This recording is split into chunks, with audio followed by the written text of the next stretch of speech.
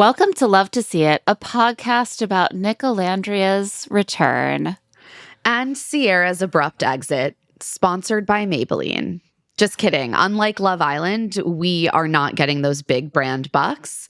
But if they'd like to give them to us, we are open. I will hold up a bottle of Maybelline during this. I will be like, wow, look at these bubbly lashes. They are so beautiful. This week, we're diving into episodes 27 to 32 of Love Island USA with podcaster and author Joe Piazza, whose new novel, Everyone is Lying to You, The Trad Wife Mystery, is out on July 15th. Yay!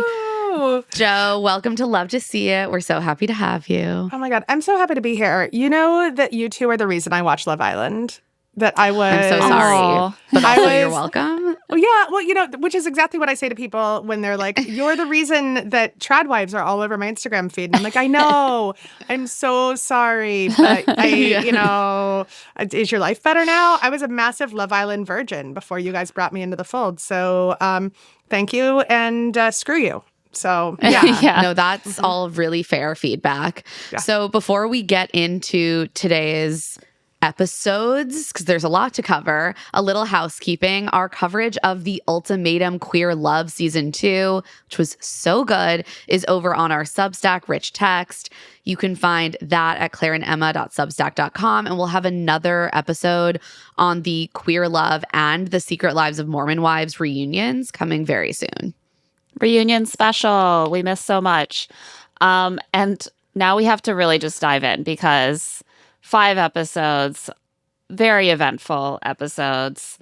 We have to go all the way back to the fallout of the Stand on Business Challenge when we start episode 27. Do you remember the Stand on Business Challenge? Barely, and yet barely, because it feels it was so long dominated ago, everything right? last week. Yeah. There is a recency bias with Love Island. We will try to go more quickly through the older episodes and save like our best content. For the meat, which is the end. But we are still dealing with the fallout in episode 27 of the Stand on Business Challenge. The groups are all split up by gender, and the vibes are unsurprisingly bad. Yeah, everyone's just licking their wounds for like the whole episode after the Stand on Business Challenge, where they learn that everyone that they know hates them. And then, of course, soon to come is the challenge where they learn that everyone in America hates them. So they're going through uncomfortable. They're going through it. I mean, I haven't felt that uncomfortable since middle school, to be honest. Because that I was just gonna say, it's PTSD, middle school PTSD for me. The massive cringe factor of just like, oh my God. First off, everyone hates me. Now I kind of hate myself. Also, America hates me. This is, it was so awkward. I was thrown back into being a 12-year-old girl with a bad perm and braces again. Okay, that's where I went. They don't know whether to be like mad at everyone else or change everything about themselves. Like, it's very confusing. Everything about this show, this was my first season, Joe, watching it as well. And it's so middle school in every way that it is disorienting. Yes. And like the way that they send people off for dates or to the Hideaway in like gendered groups, and then they celebrate with them in gendered groups when they get back. It's like he just asked her to the middle school dance and her friends are like, oh my God, he's so cute. He asked you to the dance. And then like the social dynamics are also just like play acting at having actual adult social dynamics. Yeah. Well, and I got to say, I mean, because I think about this a lot, because I report on influencers, my latest book was, obviously about trad wives murdering their terrible husbands. But like, I think so much of this, when they're put in these gendered groups, it's very trad coded to me.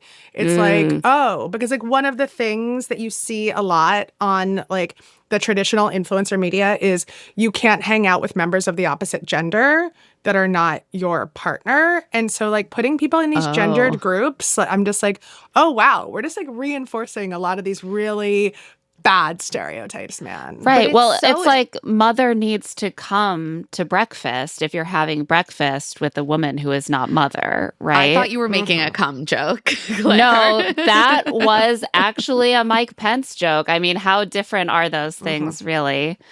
So different. So. I mean, wow.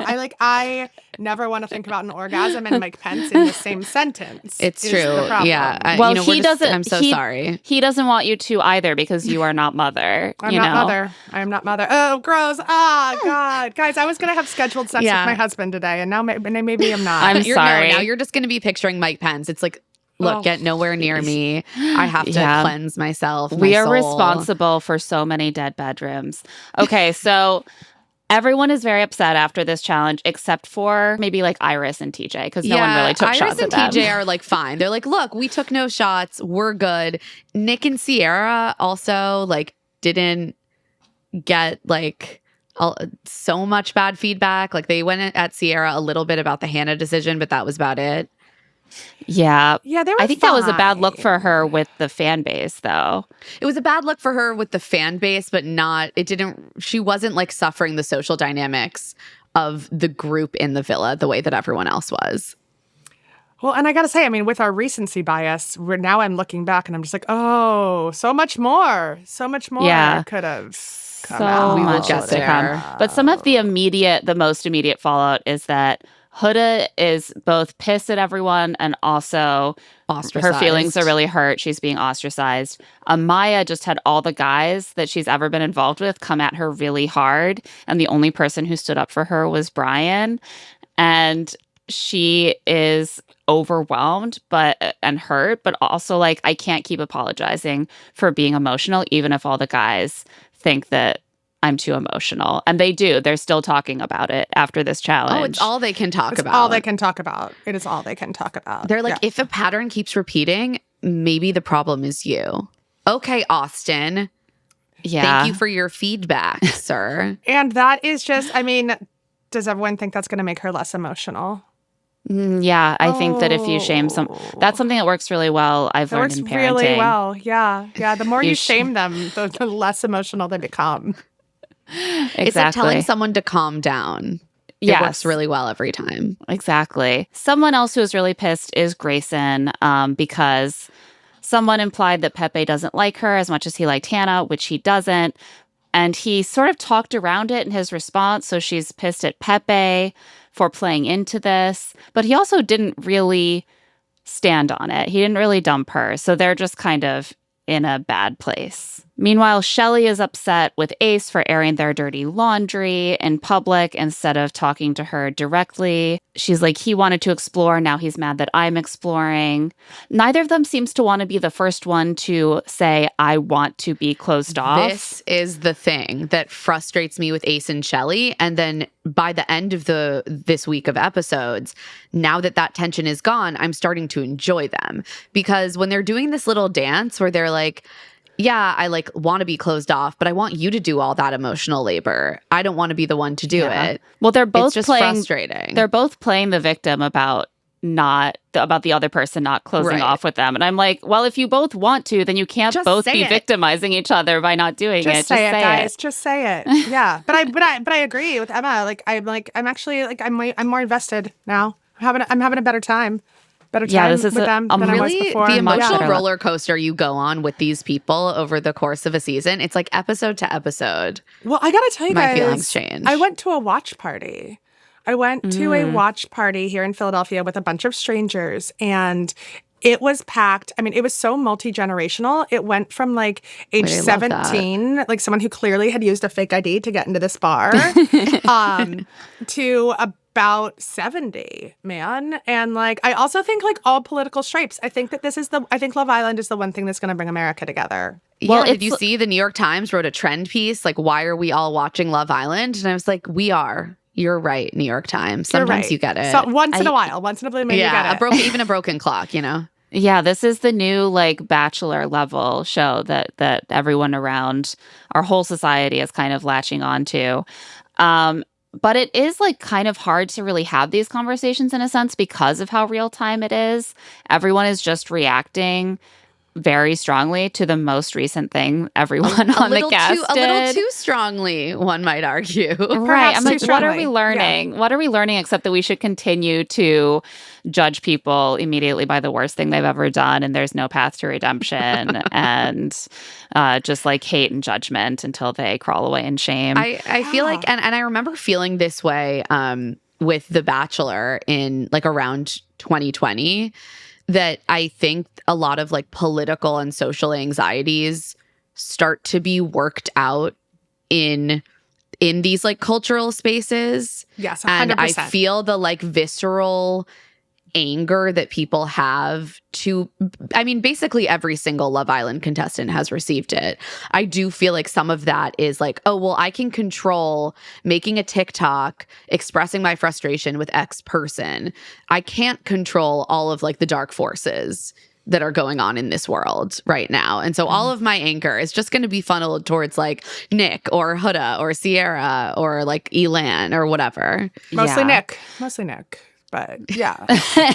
You're like, for me personally, it's Nick. It's Nick. But yes, I think that the darker the world gets, the more we get invested in these kinds of things, because they feel easier to be invested in, to be honest. Yeah, well, it feels safer for us and more accessible to have that be the target of a lot of this sort of like rage. But unfortunately, these are just sex idiots and they can't really handle bearing that burden. They're just whipping boys and whipping girls. It's too much. Yeah. At least our votes do truly count in this democracy. Yeah, if only our democracy were as responsive on a national level. So we have to get back on track. Huda is kind of the person that a lot of people who do think that there should be a path to redemption have like latched onto as like she's going to have a redemption arc that will show that people can grow and change. And we have to almost like will that into being by keeping her on the show, rewarding her good decisions, like hoping at every turn that she's going to show that she has grown. And she does a couple things in this episode that I think were Huda fan bait. She has these two conflicts with Alandria, who revealed during this challenge that she and Chris kissed in the speakeasy.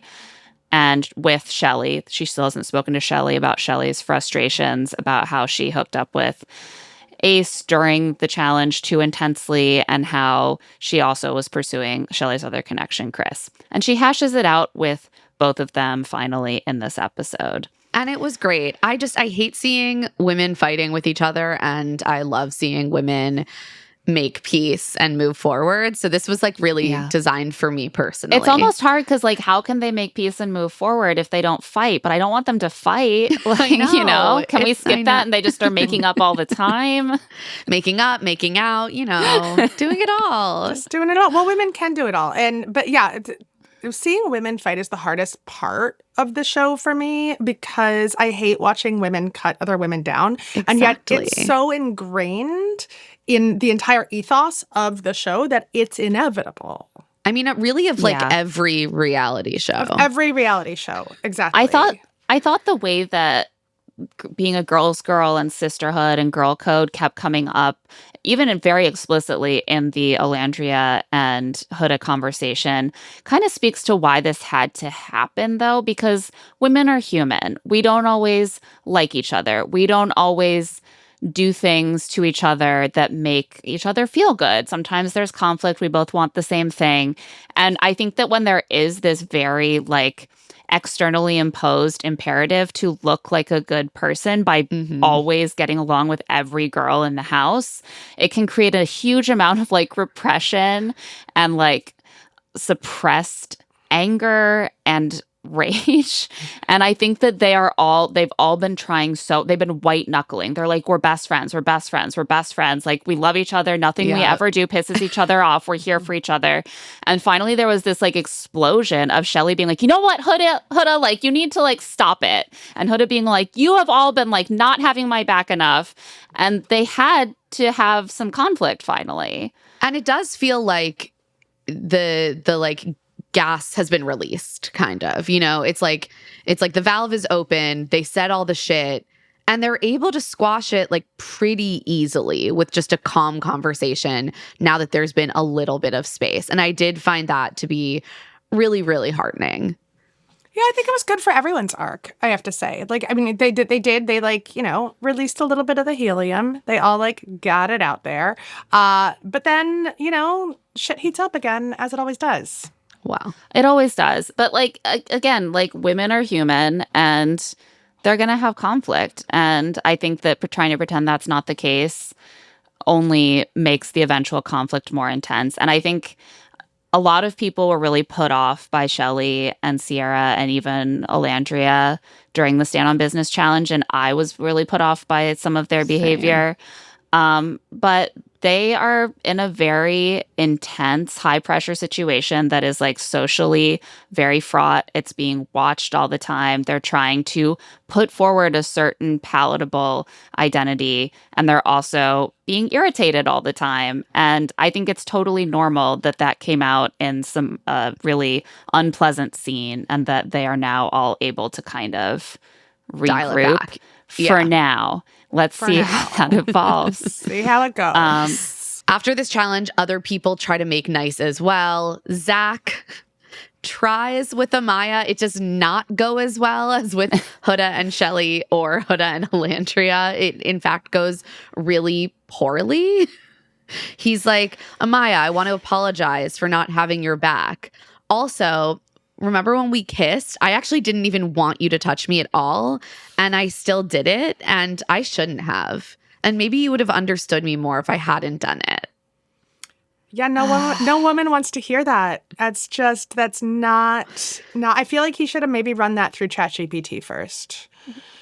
ChatGPT does serve a purpose, and this is maybe its purpose. This is maybe its higher purpose, because it's just like that is the opposite thing of what any woman wants to hear.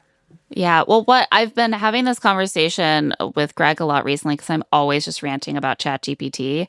And I think the one thing it's really good at is scripting apologies, because when it messes up, it will apologize to you so convincingly. And you're like, oh my God, ChatGPT will never hurt me again. Never again. And so I do think that it could take over the job of writing apologies for famous people, such as Zach. This was not a great one. This was not a good one.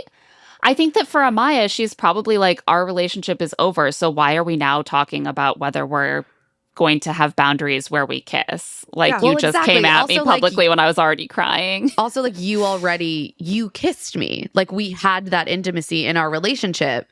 That's like your business almost, how you feel about it. Yeah. Now, like, he didn't come and say, hey, I don't really feel comfortable with our relationship being physical at all moving forward. Right. It's like the horse is out of the barn. I hated that. I hated everything about that. And she's just like, why even bring it up then, man? She's like, why are you doing this? It does lead to one of, there's so many good Amaya lines, but I absolutely died. She like looks at him and she's like, you are an extremely odd individual and I do not want to fucking talk to you ever again. Mm-hmm. Which is fair, which is correct in every possible way. Yes. At this point, Zach did not seem that bothered to me about it, which is almost why I was confused why he brought this up. Like, you don't seem to think that you and Amaya are a match. She doesn't think so either. So you can always apologize for piling on when she's crying and be like, I hope we can be friends. The addition of also that time when you kissed me, I should have said no because I hated that. That unnecessary. was unnecessary to this conversation. But he's like, whatever. Pin that, because later he will not feel so whatever about his relationship with Amaya being over. We'll get to that. Pepe and Grayson chat, and finally Pepe just ends things between them. Thank God. He's like, I don't feel a spark. And she's very confused because she felt a spark and he felt a spark with other people. So he should feel it with her also. And it's actually kind of fucked up that he doesn't. But unfortunately, it's over. Good on Pepe for doing that. But some of our couples are thriving. Clark and Taylor are out here discussing their potentially shared future. TJ and Iris are coasting in the afterglow of the challenge where no one came at them. Probably because they're boring. Everyone's like, wow, no one came at you. Everyone must love you. I'm like, what if it's just that they're adding nothing to this show? That you're just dull. That someone's going to come at you if you've got charisma. That is the thing. That is the thing. Yeah.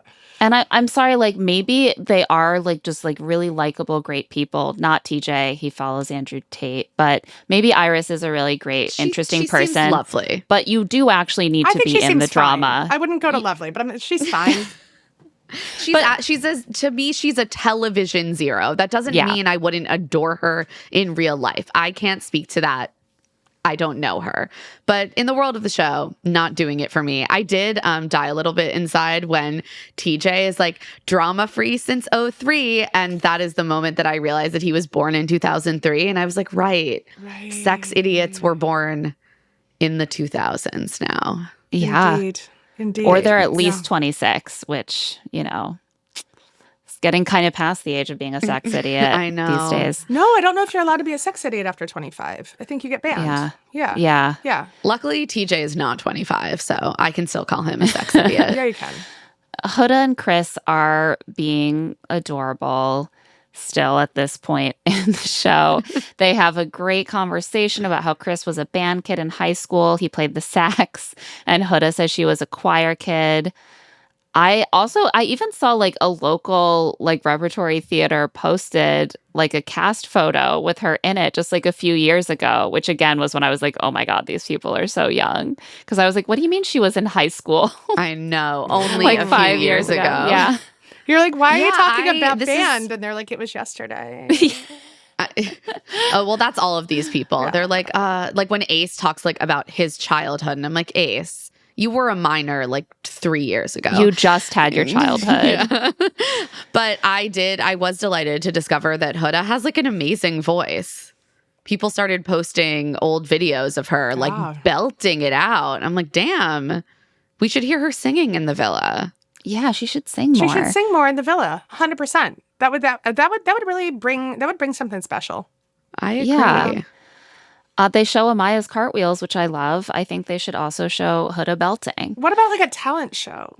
Ooh. Oh my God, yes. Give us a Love Island talent show. That would be hilarious. God, I would like that so much more than like 50% of the challenges and activities they've done this season. I'd like it more than the baby challenge. Yeah. Yeah, we will. Honestly, oh, man. Joe, triggering. Extremely triggering. Yup. Not what I wanted. Not what I wanted to see. Nope, not here for that. I mean, now we're getting ahead of ourselves, but when you were in middle school, again, it all goes back to middle school for me. Did you have to do something similar to the baby challenge? Like, did you have to take care of an egg or something? Yes. Because that could could have just been something they did in the like late 80s, early 90s. No, we had the egg yeah, thing. and this brought that back to me because my egg did not survive, okay? And I now have 3 whose children. egg would survive? It's absurd. No one's egg survived. But yeah, that baby challenge. Give me a talent show any day of the week over that baby challenge. I didn't have to do that in middle school because I went to Catholic school and they were just like, God told you not to, so we assume that you'll listen to that. Like, need we say more? Obviously not. Never. No. So I think that at this point we were thinking like Chris and Huda are a much better match than Huda and Jeremiah. Yes. When she says crazy things, he just like kind of redirects her to more constructive lines of thinking. He doesn't like make a whole thing out of it. He just doesn't feed into it. He's like, I've been very impressed by Chris, to be honest. When she said that thing, like, would Shelley be less pissed at me if I were ugly? He's just like, no, let's talk about something else, which is that you should apologize to Shelley for hurting her feelings. And Huda's like, okay, yeah. And she seems to respond at this point pretty well to him being direct with her. Things go sideways later in the week, but at this point I was like, oh, I'm a fan of these two. I like the arc we're seeing. He didn't come in like wanting to date her, but they found each other. I was won over by the two of them. This is her longest healthy relationship, you guys. And I want to support that. For now. We also see that Brian and Amaya are starting to notice that maybe they are aligned on certain things. He was the only person who stood up for her during the Stand on Business challenge and was like, the things that you're calling her out for, those are just like Latino culture. And I think that's great, actually. Like, she doesn't need to change. Maybe you guys should compromise with her. And my hero. I loved that. But he's also like, I don't even have to compromise. I like that stuff. And I've been overlooking Amaya. Like, maybe we're a great match. And Amaya's into it. She's like, Brian is emotionally aware.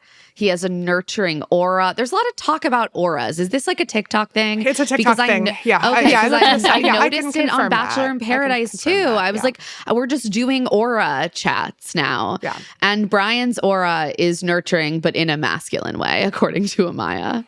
Sure. I've never thought of any aura as a masculine aura, to be honest. I've never thought about auras at all. No. But all I can say is if he's going to have a nurturing aura, it better be masculine, because otherwise, Fuck that shit. Fuck that shit. And with that, we're going to take a quick break. When we get back, we will get into that ratings challenge, Hate to Burst Your Bubble, presented by Maybelline. And we are back, and it's time for some Maybelline SpawnCon, because the Islanders are about to learn what America thinks about them, and more importantly, about Maybelline's lip glosses and bubble mascaras. I think we all know that is the thing that, all of the Islanders and America really need to focus on. It's the glue holding us all together, guys. Exactly. I will say I do appreciate this level of very explicit SpawnCon versus all of the shows that just do these like subtle Amazon Prime boxes that they all over the place, like on Love is Blind, where they're always just like, it is so amazing for this themed party that Amazon Prime can send me these accessories for this flapper party in under a day. Wow, here is my box. Yeah, I completely agree. I appreciate, like, if it's going to be there, then just like make it funny, nod to it. Put it exactly. Bubble my mascara up, guys. Bubble me up. Yes. It really makes me want to try Maybelline. Good. The Islanders during this challenge have to place themselves in order from most to least in a series of categories that are different between the boys and the girls. And then there's a couples category. It's like most genuine and best boyfriend material for the boys, most trustworthy for the girls, and then like I think they have most genuine also. Most genuine. And then you rank the couples by what couple you'd most want to vacation with. I remember voting on all of these categories while I was driving to my shore vacation with my family. And I was like, oh boy, this is going to be rough, because a lot of the people that I ranked, I didn't really have any opinion about. I just ranked my faves at the top. And then whoever was left at the bottom that I'd had very few thoughts about got ranked least genuine for no reason. I was thinking the same thing. I was like, oh no, I was too flippant with my ratings. I know, poor Clark. I just know nothing about her except that Alandria was sad, which is not Clark's fault. I know, poor Clark. Clark really she ends up at the bottom of everything, she and Taylor, because I think all of these rankings occurred right after the fallout of the Taylor-Alandria breakup. Yeah, they did. Mm-hmm. And poor Clark just suffers at the hand of her male partner. I know. As so many of us women do. Yeah, we do. I know. Yeah, we do. And I feel like I have to take accountability for not trying. But it's like there's no one that I wanted to rank at the bottom at that time, really. Except I think I rated Andrina low because she had like tattled on Huda to Shelley. Yeah, I rated her low too for that reason. I did too. There were a few moments with Andrina and she's continued to be kind of shady on social media after she left. So yeah. So you were right. You were right. But this is the problem with ranked choice voting on the show and in the world. I think we need more ranked choice voting for like the big votes on Love Island. Yeah. Yes. But, for the bigger votes. But yeah, I mean, the people.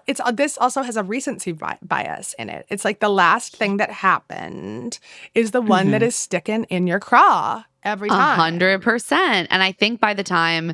Because I think we did the rankings before Stand on Business. So I also think that the rankings would have looked a lot different. Oh my God, yes. If they had come around the same time as the vote. So yeah. 100%. Yes. I think that a lot of people would have been rating like Alandria lower on Trustworthy after she told everyone publicly about the kiss between Huda and Chris, because you have so little with a lot of these things to even go on. So you do one thing that ends up on camera where you're looking a little two-faced and suddenly you're at the bottom of the rankings. But the way that this works is also very convoluted. They have the boys rank themselves or the girls rank themselves, and then the other group rearranges them, and then Ariana tells you where America ranked you. And I'm like, there's so many rankings. Like, why do we need to know where the boys and the girls would rank each other and then America? I don't need to break this up by gender. I don't know. It's too complicated. It's just like, that's yet another bias. It's a statistical bias is what it is. They're giving us too much information.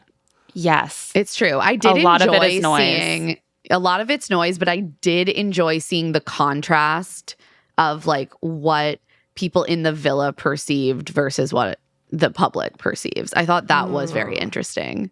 Yeah. We just didn't need them to then be like rearranged 5 times. And I do think a lot of these, that's the thing. You could have had everyone arrange the boys and the girls and then America, like they did with the couples. But I do think it's interesting. Sometimes I think it's the case that we see so little in the edit compared to what they see in real life that it's more liable what they think. But then there's also like social hierarchies and cliques that play into this.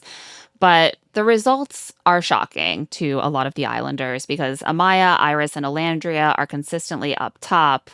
Amaya is consistently number 1. And she has just been kind of the house pariah because the boys all went after her and they were patting themselves on the back, being like, we were right to do that. She's the problem.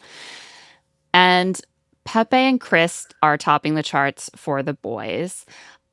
Huda, Brian, Elan, Nick, and Sierra are mostly in the middle, and Shelley, Ace, Taylor, and Clark are consistently towards the bottom, which is absolutely shocking, at least to Shelley and Ace. I think that they're kind of at the top of the villa pecking order, and they thought that America felt the same way. Especially Ace. And Shelley seems almost more shocked at where the public ranked Ace than where the public ranked her. She's like, I thought Ace was like the number 1 for every category. And he's like at the bottom. She does love him. It's sweet. The delusion is sweet. The delusion is real, man. The fantasy there is real. Yeah. I mean, I think that part of the Ace thing also is that he is such a successful public personality already that it must be natural to think like, oh, my charisma, like what has gotten me such a huge fan base already on social media will continue to work for me.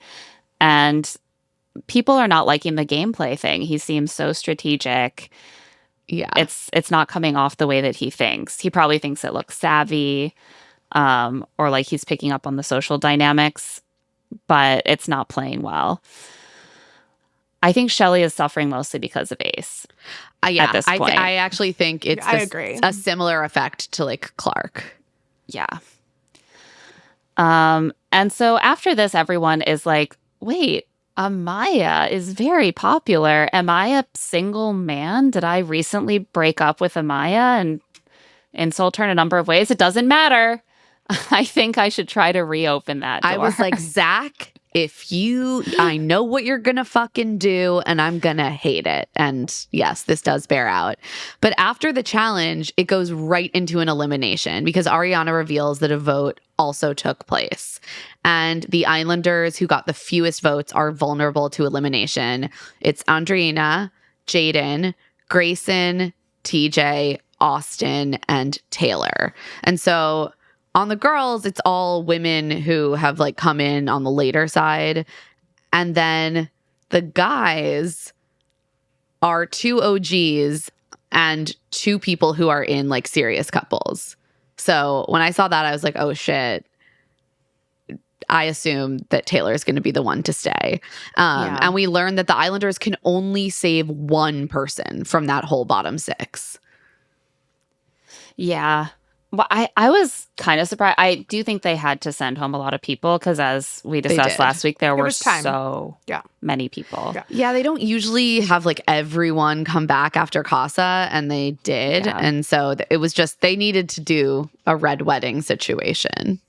Well, like you said, with the voting, it got hard because I'm just like, oh my God, some of these people aren't even in my like eyesight at this Sample point, set. right? Yeah. So yeah, they had no choice. That was a really, really nice allusion to the Red Wedding. Thank you. I don't even watch Game of Thrones, but I know But the all illusion about always I know kills. all about the Red Wedding. So they each have to choose one islander to stand behind to show they want to save them.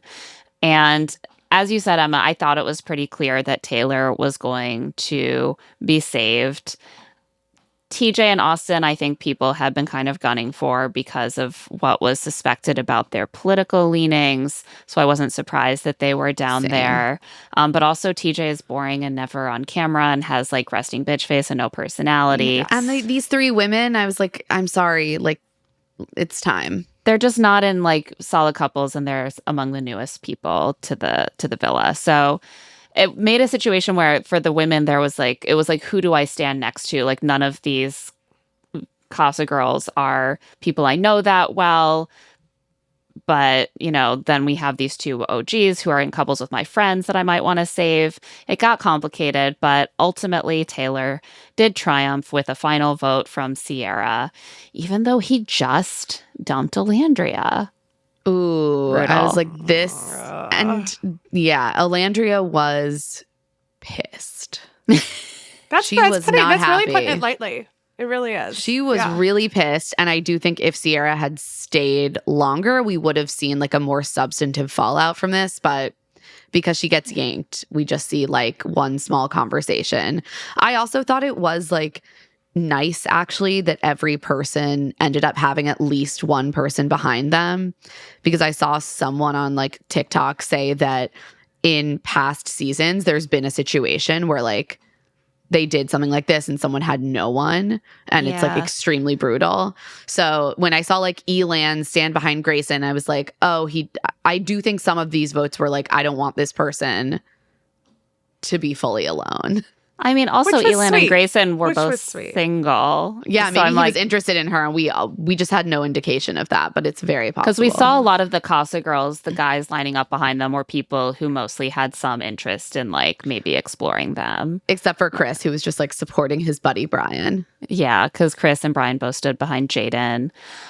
Yeah, it was nice that there was that spread. And the thing is that I think Taylor would have won without Sierra's vote. So she didn't have to do that. That is why I thought she kind of made a strategic error. I thought Sierra probably should have stood either with Andreina or with TJ. Like even like to support Iris or to support some of the other girls. Like she claims she and Iris are like the same person. Yeah, I thought it was like an error because Taylor would have won anyway. Yeah. And then she has to tell Landria, oh, well, Nick would have just been so devastated if Taylor left. Okay, well, he wasn't going to leave. So you could have, like Shelley or Maya, thrown your support behind someone who didn't just dump your friend. Anyway, as a result, Jaden, Austin, TJ, Grayson, and Andrina leave the villain. Leave the villa. Leave the villain. Leave the villain. So at the top of the next episode, everyone is grappling with the results of the rankings and the eliminations. And it's very odd because the character of like the public is always looming over these people. And so there's something very dystopian about seeing people switch up their attitudes after they like get more information about public perception.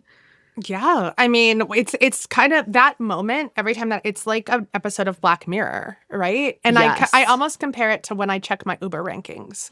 I'm like, okay, like, am I a good Uber rider? And then if you get a bad rating, you're like, what did I do? What did I do? Did I not close a door as gingerly enough? Was I not chatty enough? Or too chatty? Yeah. Like, how can I make this better? So yeah, I mean, that's what I think about. You can't do anything. But they try. That's the thing. They try so hard to like. You can see it. Like whenever they get any like feedback on it, they're like, nope. I can fix this. And then they do it in like the most like predictable, unsuccessful way possible. Yeah. Well, I mean, first of all, they don't really know what to change. They're just taking stabs in the dark. But also, yeah, when they do the exact right thing, it seems really inauthentic because you know that is what they're motivated by. It's kind of like the interesting thing about it to me is the way that it kind of changes the balance of the way that all of us are operating socially all the time, which is like authenticity isn't really completely real. It's a balance of like our sort of deepest urges and also our awareness of what is socially normative and acceptable, and also like what like what we like should do, right? There are all these different inputs, and one of them is social approval. That's always the case. But to get this sudden like drop of social feedback that's just like you're fucking up, and watching people scramble to change the way they're behaving changes that balance in a way where it makes it look extremely fake and calculated. And it is dystopian. It's like, that's not the way that social feedback is meant to work. No. But it does now. That's right. Like, no, it does reflect something like real in that we are all sort of being surveilled all of the time now by like almost by our own hand, and we are all course correcting in these like semi-public spaces all the time in order to like optimize for being liked in those ways. And yeah, it's just like that on steroids on Love Island. Yeah. And it's really, it really dramatizes because people are wearing bikinis and dealing with these really exaggerated, oversized versions of the most like terrifying thing about the way we live in public now. And it's very dystopian. Shelley and Ace are really clearly processing their results. Shelley is telling the camera, like, y'all really not fucking with me. I don't know what I did to you guys. And I'm like, it's both sad and also I'm like, it's weird to see her being like, clearly I messed up and now I need to be different without even knowing why. And so what she seems to settle on, and I think there is some truth to this in the public perception, is that she and Ace, their relationship is not winning people over. They don't seem in love enough. They don't seem like sappy enough with each other or considerate enough of each other. And they need to like really lock in and foster their connection and show their relationship in the best light. And I think she's unfortunately kind of right that a lot of what's going on is that people don't enjoy Shelley as much because they think that she and Ace are in a sort of strategic match. Yeah. Fair point. But I do think it's a lot of feedback to absorb and then try to figure out how to absorb. Again, like going back to the fact that the sex idiots are so young. I think about how I would have absorbed it at 25, and it would have not been pretty. It would have. Yeah. It would my God, no, absolutely not. No. So I think it's a lot. It's a lot on an ego and a psyche, and yeah. No, it's too much. It's too much for anyone, and that is like something that comes up, I think, a lot over the course of this week. And the way that this season is playing out is going to be really rough on a lot of these contestants, I think, when they leave, and they've already started to leave.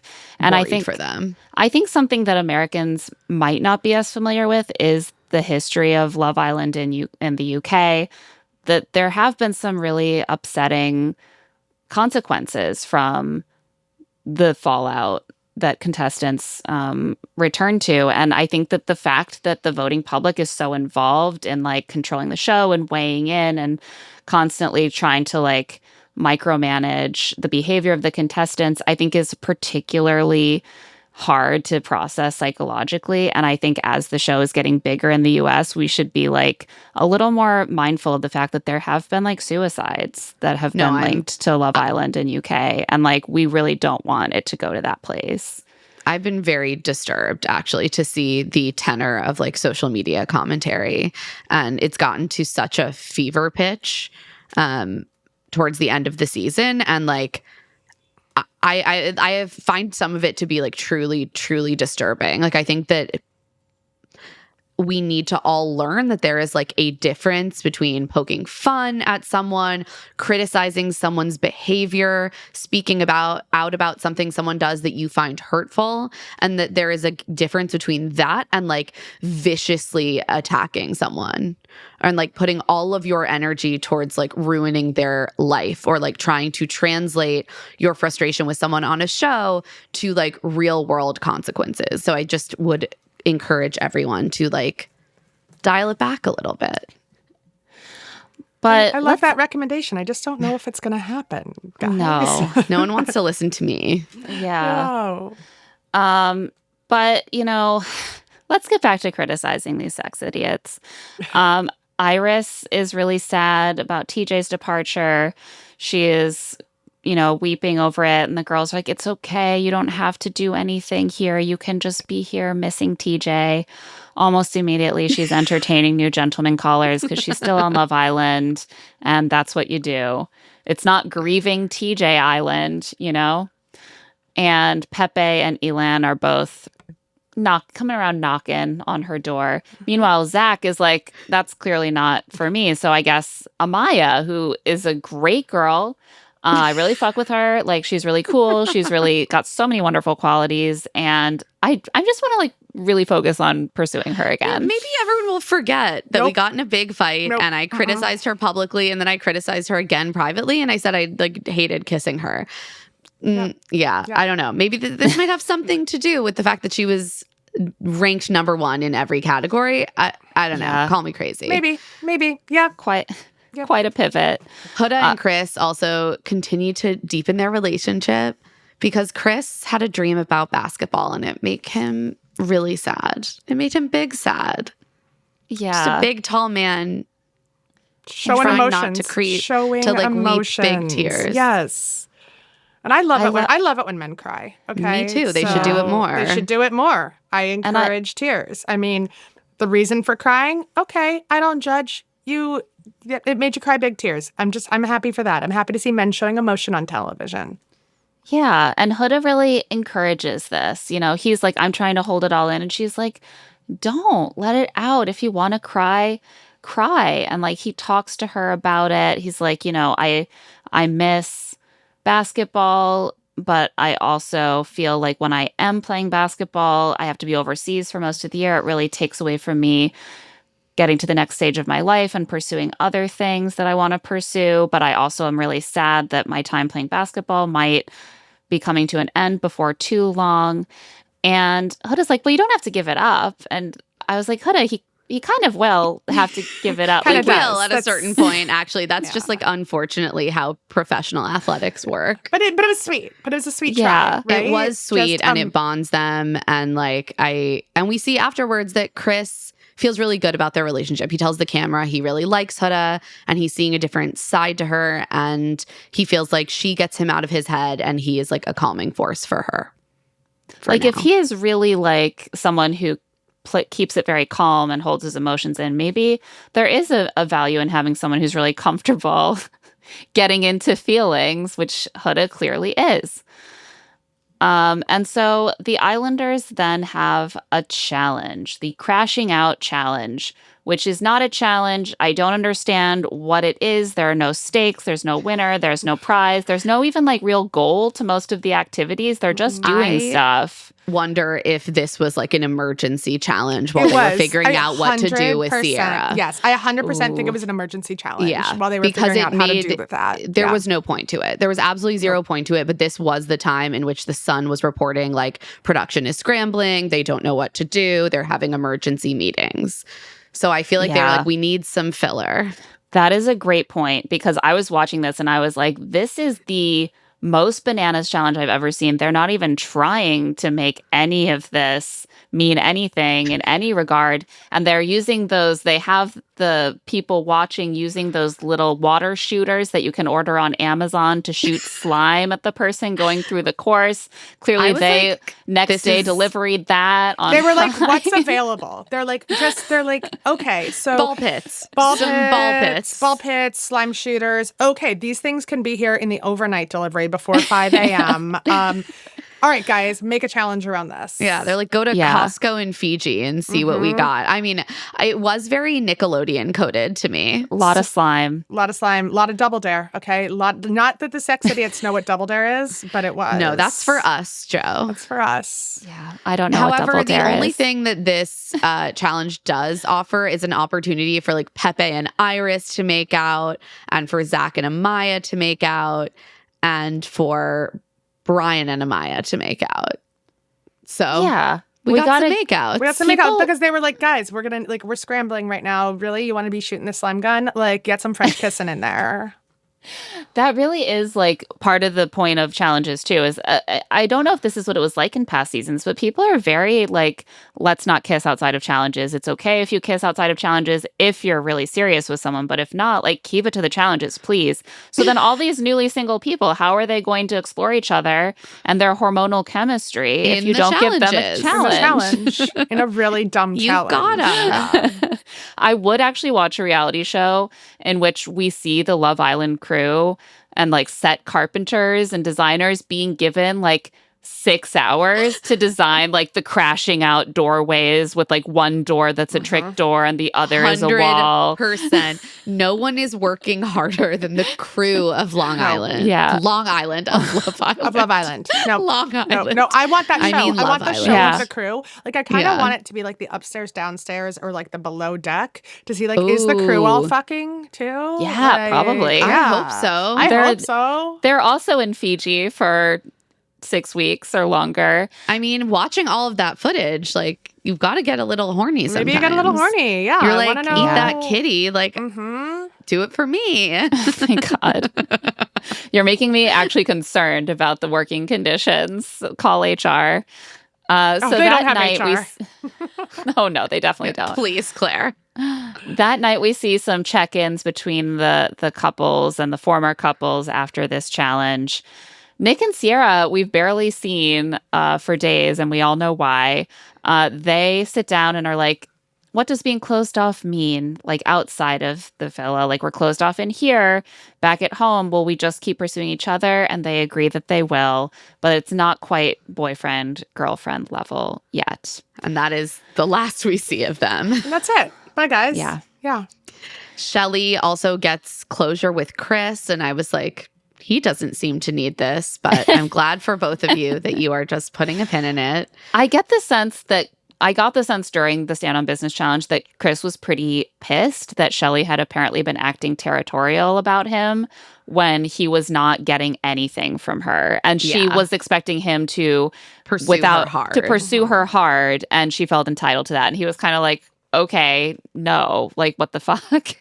So she wants to talk to him about this closure. And he's like, all right, whatever. But it all ends cordially. He's like, I wish you the best. Goodbye. Pepe and Iris have a chat, and we learn that Iris hates sleeping alone, so she came to the right place because you're never alone on Love Island unless you do a sleepover in Soul Ties. And she says she doesn't really date on the outside. And to illustrate this, she tells Pepe that she has had only 3 boyfriends up to the age of 24. More than me. Yeah. I mean, that's... At 24. That's more than me ever. Yeah. Okay. I was like, does she just mean that she's a serial monogamist and so she doesn't date because she like is always in a relationship? He seems shocked. He's like, really? That's all? Oh, okay. Wow. I didn't realize you were like basically celibate.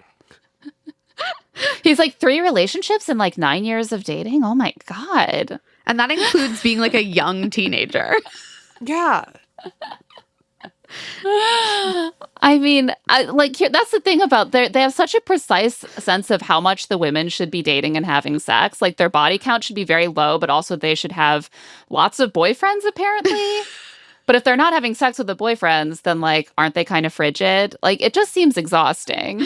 No, there's no winning. There's no winning with this. You simply can't. No. You could be a woman. Yeah, you can't. Yeah. There's nothing. There is a spectrum between virgin and whore, and nothing is right. Nothing is right. Yeah, correct. There's always something a little bit off about how you're doing it. He does seem willing to overlook the fact that she's had only 3 boyfriends in 9 years of dating. And maybe that makes him feel like he could, really be something special for her. And after this, it seems like they're really open to exploring each other because TJ, that was like a day and a half ago. And Iris is ready to open her heart It's again. Time to move on. Amaya chats with Zach. I was like taken aback to see someone wearing something that wasn't skin tight in this scene. She's wearing like a gorgeous caftan. Oh, and you guys know how much I love a caftan. You really do. I was obsessed with this. I was like, this is amazing. I love this for her. I would wear that on vacation. I never say that when I'm watching Love Me Island. too. And of course, she's then like, look at my teehee, look at my grandma dress. I know. And I'm like, what? I'm like, I'll order 5. Yeah. I was like, yeah, that's for me. Thank you. So much. Amaya is in her caftan and she's ready to chat with Zach. She is ready to be magnanimous and have a polite conversation with Zach now that he knows that she's very popular. And she apologizes, as I think is quite fair, because she did tell him to like go fuck himself. She's like, no, even though I was upset, it was not okay for me to speak to you that way. That wasn't right. And so I am really sorry. And so they're friends again, or as Amaya puts it, mature civilians. I would like a sweatshirt that says mature civilian. I want that caftan, and I want that honestly. She's a merch machine. Like meme machine, a merch machine, our icon. Like I would wear basically anything she says, like printed on a t-shirt. Oh yeah, a t-shirt that says pretty clean pigeon. Yes, I'll take 2. All right, guys, I'm on it. I'm gonna merch the shit out of Please this. do. It's great. We're all gonna cash in on Amaya's genius. Done. Yeah. But after she has this very mature conversation with Zach, it's time to get down and dirty with Brian because they are going to go to the speakeasy for a very giggly chat. Amaya is going to get kitty and jiggly. Which I don't know what that is. I think we can guess from context clues. I know what it is. I'm not going to say it out loud because there's children in the house right now. But yeah, I know what that is. This is a family show. No. So they talk about what they do in their free time. She does not like to go clubbing. She's more of a lounge, birthday party, quality time girly, which makes sense why she would have a caftan. And he loves that. And he loves her grandma dress, and he loves her personality that so many men in the house seem to find off-putting. He's like, their cons about you are my pros. Like, I love that you're fiery and passionate. That's amazing. And they end up having a very steamy makeout. And at this point, I was like, guys, did we do it? Have we identified our Love Island USA Season 7 winners? Maybe. On that note, we're going to take a quick break. But before we do, Joe, you have to run because you are going on a beautiful beach vacation. Can you tell all of the people where they can find you and your wonderful work? I'm going to be wearing many caftans starting in about 5 minutes, my friends, because I am a mature civilian here. I'm so sad that I'm missing the parenting challenge, but I know that you guys are going to say all the things about it. Yeah, you can find me. I'm on the Instagram at Joe Piazza Author. My new book, Everyone is Lying to You, which could also be fiction about Love Island as well. It kind of works for every situation. Everyone is lying to you on Love Island. Everyone is lying to you. Is out. It is coming out in like 3 days. It's going to be awesome, and it's so good. Yeah. And I'll just be over here watching the episodes. Thanks for having me on, guys. We love you, Joe. Thanks for coming, and have a great vacation. Thank you. Bye. And we're back. So the couples are still getting to know each other. Chris and Huda are furthering their connection in a little chat after the challenge. The quote-unquote challenge. Yeah, the challenge. The kissing and slime activity. And Huda's like, oh, I'm surprised that no other guys pulled me for a kiss during the challenge because we're still open. Huda. I was dying. I was like, girl, this is very transparent attempt to be like, Chris, close it off. Well, because, yeah, she's just like, well, no one did pull me, but just to remind you, someone could. And if you don't want to see that, and I'm like, Huda, no one else is interested in you. That's why they didn't pull you. No one actually has to close off their couple at this point because there's like essentially no competition except for Amaya. That's the thing. No one is trying to poach anyone's partner at this point. It's only the singles like trying to figure out who to pair up with. Like, yeah, Huda, calm down. And I think this is the thing that annoyed me the most about the Shelley thing with Chris is that I was like, this show is already kind of too closed down because they're all trying to be so respectful of each other's connections. And now someone can't even pursue someone's secondary connection that they're barely paying attention to. Like, my God, like these Also, people it's like, need Shelley, to explore. You want Ace. It's been obvious. It's been obvious since day one. Well, but that's this is the a thing. waste of my time. It was a secondary connection. It wasn't even her real connection. So obviously no one is going to try to step on any of these relationships now. It has to all be about Amaya because she's open and Iris because she's also available now. And so, of course, no one's going to pull her for a kiss. No. But she's like, I don't know. It could happen unless you close it down. And Chris is like, I'm not taking this bait. Instead, I will redirect your attention to some jokes. Like, what do you do when you want to wake Lady Gaga up from a nap? Poke her face. Yeah, Huda knows all the answers already, which is... But he doesn't like it when she describes these as dad jokes. I was like, Dads don't have that level of pop culture knowledge. So the next morning, Taylor plans a breakfast date for Clark. And you do sense it's not fair. Again, I know that Taylor seems to me to be really into Clark. I think that's genuine. It would have been safer for him to stick with Alandria. Yes. But he wanted Clark, and I respect that he is going for what he wants. However, right after you find out that America hates your couple, suddenly you're like going all out to plan a really cute date. It does just like create this impression that it is partly an attempt to win America over. It's like the taint of the vote. Interesting. I didn't really read it this way. I read everything this way after the vote. I was like, these people are all so stressed that America doesn't like them, except for Amaya, who is just happily entertaining her various suitors. No, I do think you are right. Yeah. I don't know. And then she's obviously going to pick Brian because it like Mia in The Princess Diaries and Michael Moskovitz, he saw her when she was invisible. Exactly. It's the only option. But yeah, Taylor plans this breakfast date for Clark. We get actually a one of the handful of great Ace moments in this run of episodes where he puts on a blazer and like does like these wild high knees runs back and forth, acting as their waiter.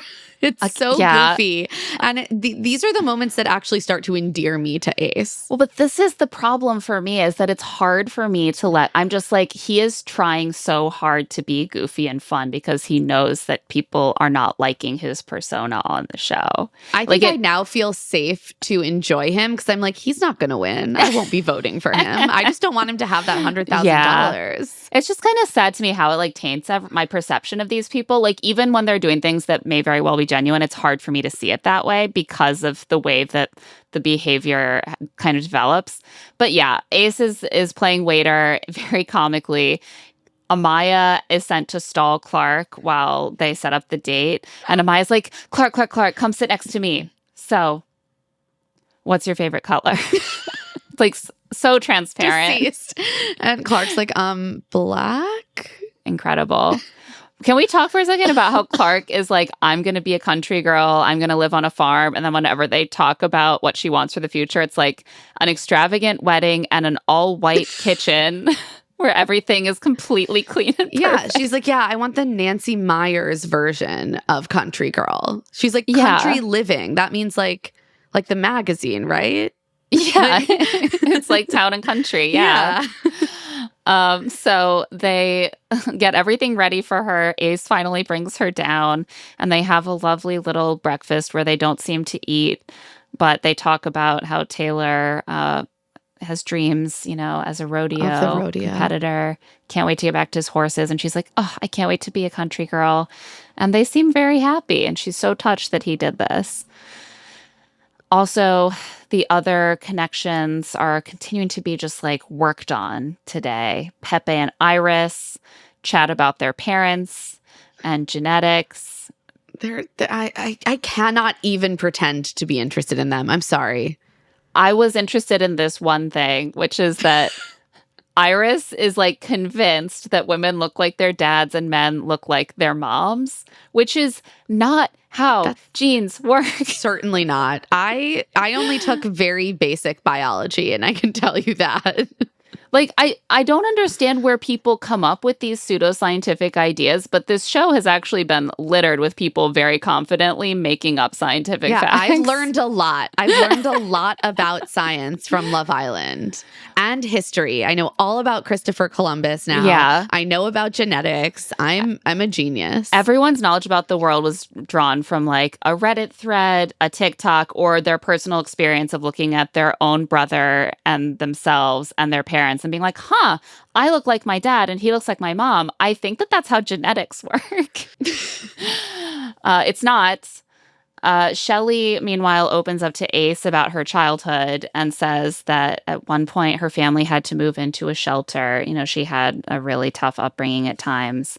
And Ace shares that he also went through some very difficult times. There were like times when his family was very stable and had everything they needed, and other times when that wasn't the case. And she's really touched that he opened up more and shared that with her. And she thinks that maybe she's making him feel safer with her. Everyone hates them. So now they are opening up and being vulnerable, to use the Bachelor parlance. Yeah, it's just hard. It is hard to take anything as genuine, but like I do think they like each other. I think they like each other, and I think they liked each other before they even went on the show. That's and I don't part mean of the that problem, even in like a calculated way. I just mean like these two have been attracted to each other since before they were cast. So like, yeah, I believe it.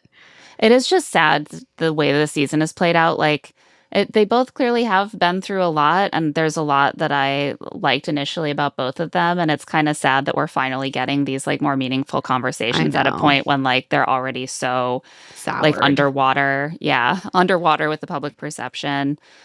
But there's still like a week left. That's a long time. It honestly is. My feelings change every day. And now all of the remaining single men are going after Amaya, America's sweetheart. America's sweetheart. So she and Brian chat by the dock and discuss all of the beautiful rats that New York City has to offer. She is such a New York City girly. I love it. She's always just like, so much. This reminds me so much of in New York, how there are views. It reminds me of how in New York there are birds that fly. It's, you know, other places might not have this, but in New York there are birds. Ian Sterling is getting some really good jokes in there about how like every New Yorker just brings the conversation back to New York all the time. Yeah. This is authentic representation. But really is. She's really like, you know, there aren't bugs in New York, which is false. But she's like, I prefer a New York City rat to a bug. And I get it. Like a rat is sort of similar to a pet to me. No, it's not. No, I don't want it. Look, they can all exist. I don't want any of them in my personal space. Like they're my neighbors, not my roommates. Okay. Yeah. She talks about being a first generation American and being the first nurse in her family and how important that is to her. And they end up making out again because he's not afraid or uncomfortable, which, you know what, it's fine to be uncomfortable with making out right away. But Amaya is not that person. And it's nice to see her with someone compatible. Well, exactly. It's just about compatibility. She was not compatible with any of her previous connections. She seemed to be with people who like very explicitly don't want to be touchy or just weren't into her. And like now she is with someone who both enjoys that physical touch and also is into her. I think unfortunately she's been kind of an easy option because she's just like so outgoing, so fun. She can make it seem like she has a really fun, good vibe with anyone. And then once they're paired with her, they're like, oh, but this actually isn't the personality of person that I need to be in a couple with. So Elan pulls her for a chat and they bond over loving tacos, tres leches, and flan. And also skiving somehow, which she's open to, I think. Amaya loves skiving. Not put it on a hat. Just put it on skiving. Put it on a hat. I'm going to have 25 Amaya hats. We're going to launch the Amaya Papaya merch line. And you know what? She's not going to get out of there fast enough to trademark it before honestly, I do. I'm sorry. We have to. Like, I'm still waiting for like a Mamacita's Little Meatball. Oh, that's like coming. Kids line.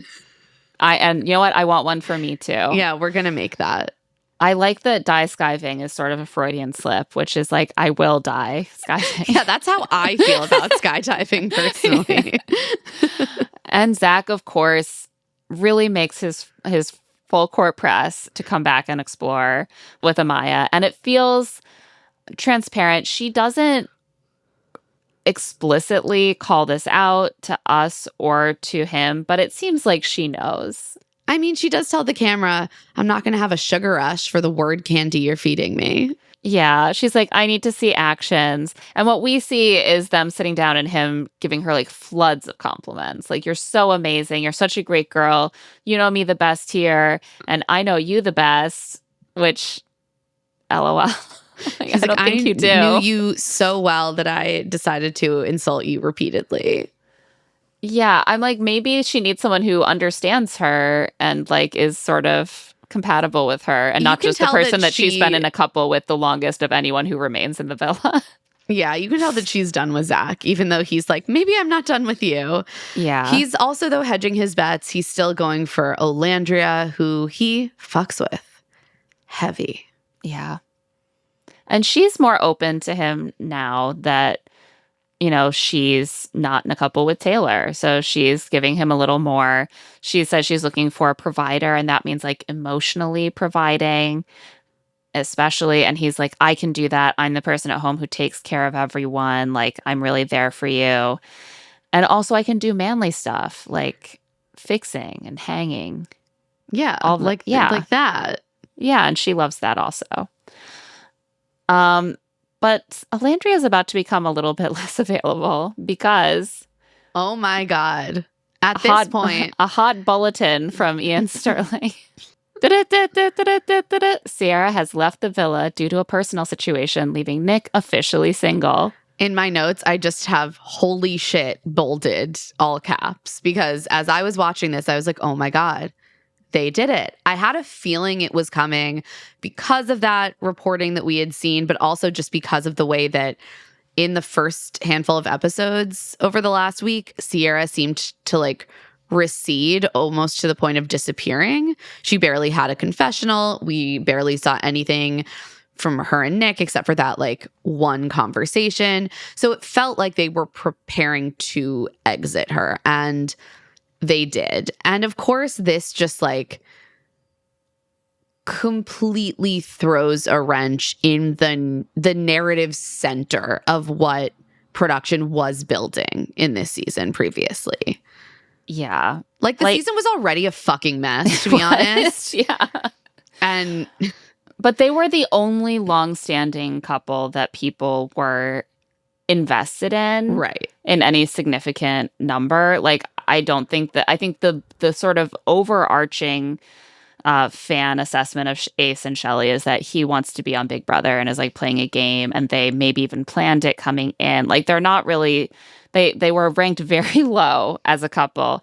And Nick and Sierra have been the longest running couple that a significant number of people seem to see as at least partially genuine and to have a real an interesting relationship unfolding that you would want to follow. We were among them. I really enjoyed their storyline. I was like, this is the rom-com of the season. And I think that all of the Olandria, Nick, and Sierra, like the triangle, was also really, really interesting from a viewer's perspective. Mm-hmm. I like would have loved to see the fallout of Olandria's frustration with Sierra with regards to like her vote for Taylor. I would have loved to see a movie night where we got Sierra grappling with the fact that Olandria and Nick had explored in ways that perhaps were different than like what she had in her head. All of that is now gone because Sierra has left. And that's not to say that she shouldn't have left, because I think at this point, production really had no other choice. Like, there was the repeated use of a slur. It was out there. That was like the center of the conversation surrounding the show. No one wants that. There was a lot of hurt, a lot of feeling that like to leave her in would cause real harm. And so they had to take action. Yeah. But it's so late in the season that it's just like leaves a real mess in its wake. Yeah, I completely agree. I mean, I talked about this a little bit with Lee last week, but I continue to feel like this was just a no-win situation as a viewer and as production. Like, because having her still on the show would not have been enjoyable either. Like, I no longer wanted to really see her. She was one of my favorite cast members. I no longer really felt that way. It was like, I didn't want to talk about it every time she was on camera, but I also no longer wanted to pretend. I didn't want to pretend that that wasn't happening. That wasn't fun either, you know? So you end up in the situation where leaving her on the show is a distraction. It kind of ruins the storyline anyway, or you take her off. Now the storyline and every related storyline is just completely gone without any real fallout. You know, that they barely touch on it with the cast after, and I think there are good reasons for that, but narratively it's very disorienting. And so they were left in this, like, very late in the season in this no-win situation where it really affects the show very profoundly either way, and that just sucks. Like, I think the season was already a mess, and unfortunately they didn't really have anyone else to carry those narratives forward. I wish that Hannah were still here, you know. Same. I wish that Charlie had stayed. Like, Jeremiah. I think that there are other people who they could have built those kind of storylines around, but it didn't happen, and they were banking on this love triangle between Sierra, Nick, and Olandria, and really Nick and Sierra as the central love story. And this just makes all of that go away, and it leaves us a bit unmoored. And so even though I actually have been enjoying the rest of the cast, and there is an element of, like, relief of her being gone for sure, which is that, like, yeah, we don't have to be thinking about this, like, awful slur. We don't have to be qualifying any commentary every time we, like, think about this storyline or about this person. But it just, it leaves this kind of gaping hole. Right. It just sucks. It's just, it just really sucks overall. And I think that also something about this wasn't as much of the case with Yulisa because it was so early. It was so early. She barely even knew the cast. And I think I still said at the time and thought that it felt a little dystopian to have her disappeared. There's something about this show that is the way that it frames people as interchangeable and disposable is kind of deeply unsettling to me. And that comes up also in normal dumpings. Like, if Charlie is dumped and Hannah's sobbing and then suddenly she's like getting it on with Pepe. And it's very hard to see these relationships as having real weight or, like, human connection behind them. It feels like there's a lack of, like, real social bonding. There's a lack of real human emotion that is almost unsettling. And so to have someone who was, like, a close friend of everyone, especially the women, for, like, the whole season, and someone who was in the only, like, real closed off serious relationship just gone, and we see minimal ripple effects among the cast, is unsettling. Because as a viewer, I'm like, it almost seems like I'm feeling more emotional fallout from this than they are, which is, like, I'm angry, I'm, like, shocked, but I'm also sad at the loss of, like, something that I thought I had. I wish I could see her like learning and facing accountability. I wish that there could be a conversation where we understand if she understands what she's done. You know, all those parts that real human social connections, like, go through in order to try to repair or understand the depth of a breach are missing when someone is just taken out.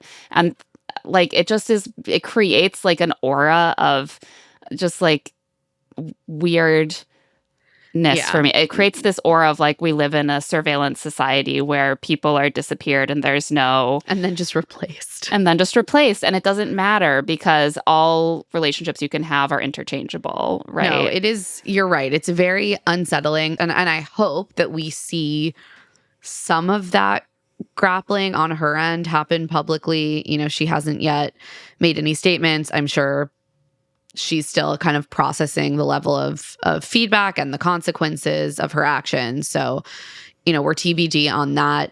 And it seems pretty clear that the cast members were told not to really acknowledge it. And there's also a lot you can do in an edit, right? Like we only do see like an hour a day of different people at different times. So I'm sure they wanted to de-emphasize any fallout that they did. Yeah, I think they wanted to like help all of us move on by like just moving the storyline along. And Zach did do an Instagram live after leaving the villa in which someone asked him like what happened. And he said that production like did gather them all and told them like no specifics, but told them that Sierra had like broken some of their guidelines.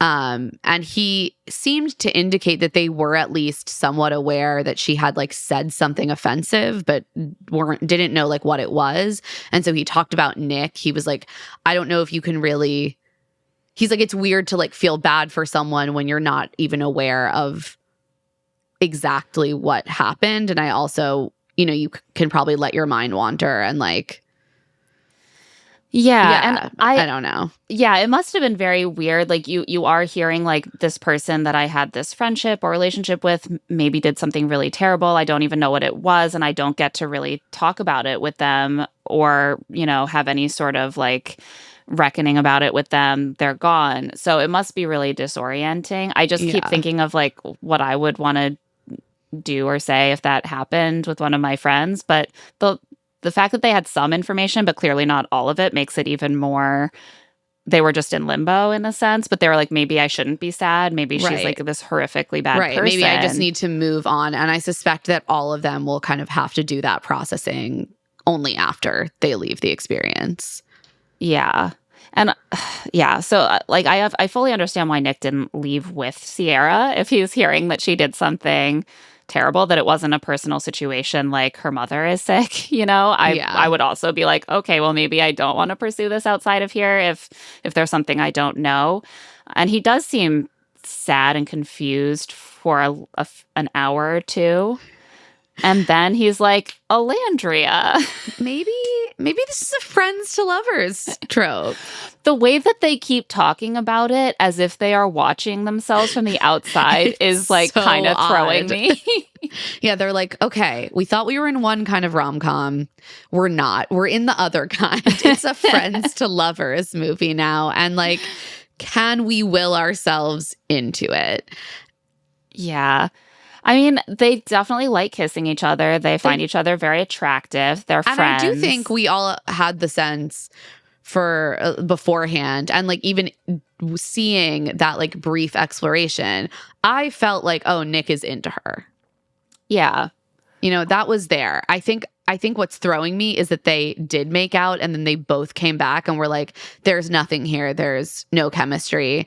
And so it's unclear whether like they're trying to will themselves into feeling more than they do, or whether they truly were just kind of repressing those feelings because they preferred to stick with their original connections and you would just be like kind of a huge mess to get together. I don't know, but it's the fact that we don't know and that we didn't see them like choose each other with all of the people there is like throwing me a little bit.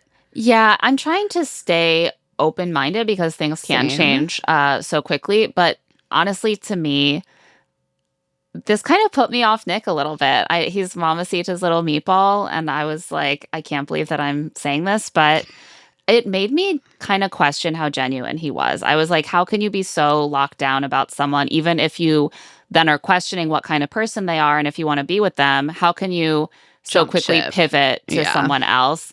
To me, that doesn't seem authentic. Like, I've been through a breakup before, and I know that like you have to move on, but also I'm not in an emotional place right away. Even if the person is clearly not the person for me, that doesn't mean that the complex feelings of that loss do not linger a little bit. So I was like, how is he so fine? How is he so, well, on to the next? Right. And maybe that's some of that is just that like they're not allowing us to see that processing, and we don't know exactly what he's thinking or what he knows. But it is like unsettling. You're like, wait, I thought you like had just committed to pursuing someone outside of the villa. It just comes off as wanting to still be in the running for the cash. And like, I get that, but it does make me less invested in your story as like a romantic hero, unfortunately. Right. And again, things change so quickly. Maybe I too will get on board by the end of the week. Maybe I'll forgive Nick for. I mean, I do really like both of them, and I really respect the Nick Alandria stans. Like, you guys are powerful. You manifested. Yeah, you did it. And yeah, so Huda gets a text which says that there will be a ladies' choice recoupling tonight. We haven't gotten a ladies' choice recoupling, so it was definitely time. And that the men who are not chosen will be single and vulnerable. In fact, they will just be dumped from the island because we got to continue. But they like to keep them. They like to keep them guessing right up until the end. They're like, they'll be vulnerable. Does that mean one of 7 people will be going home, or will literally everyone be going home? You don't know. And so. Nick pulls Alandria for another chat before this recoupling and is like, I'd like to continue having each other's back. So at this point, it almost seems like he's proposing like a strategic alliance. Come on. Keep me on the show. And then he's like, Nalandria has a nice ring to it. That's not the couple name, Nick. Please. Can producers clue him in? It's Nico-Landria, okay? Little do you know that a couple name has been picked out for you since long before you confessed your feelings to Someone Alandria. Needs to let him know. So Ariana arrives and lets the Islanders know that, yes, any boy who does not get chosen to be in a couple during the recoupling will go home tonight. Shelley picks Ace, Clark picks Taylor, Huda picks Chris, Iris picks Pepe, Alandria picks Nick and talks about how she loved him from the moment she met him. And Ariana, it seems like she's a Nick Alandria stan because she's like visibly thrilled. Lovers, She's like, I don't know. Maybe there's something there. Keep exploring.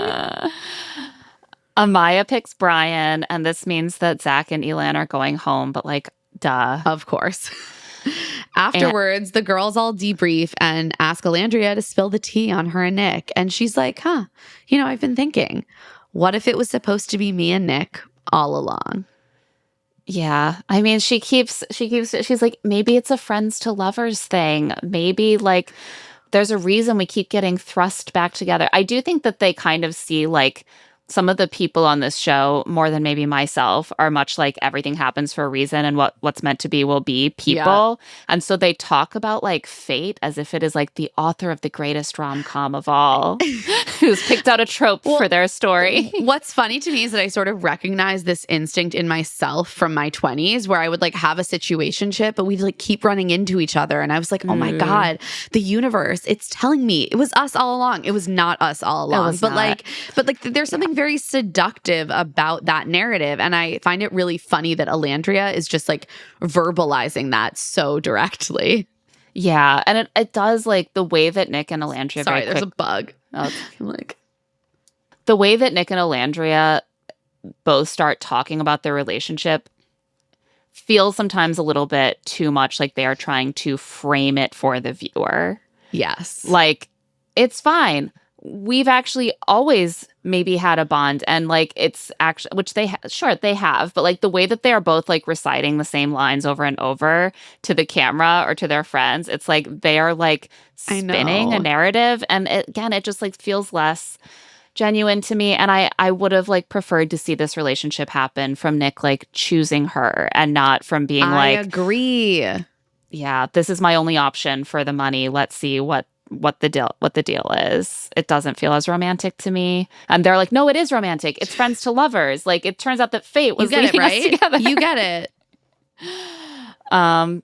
But yeah, they get together, and when the next episode begins, everyone is still processing the recoupling. I was not still processing. I thought it was like a foregone conclusion. I was like, same. Amaya's going to pick the guy who saw her when she was invisible. It was so obvious how it was going to go. If Alandria has 2 cute guys that she likes but doesn't have like an ongoing romantic relationship with, is she going to pick the one that she has known forever, has like really explored romantically, and has this like deep emotional bond with, or Zach? Like, come on.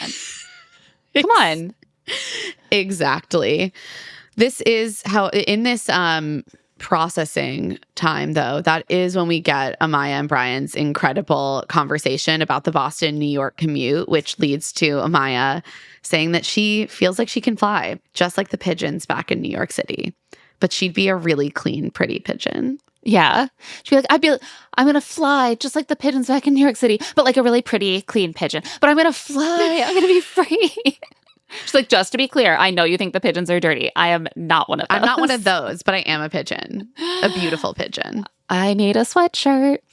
And when they're getting ready for bed, Nick tells Ace that it took a lot for him to get to the point of being closed off, but I guess it just wasn't meant to be. Well, and there you have it. The closure. The closure for the Nick Sierra stands.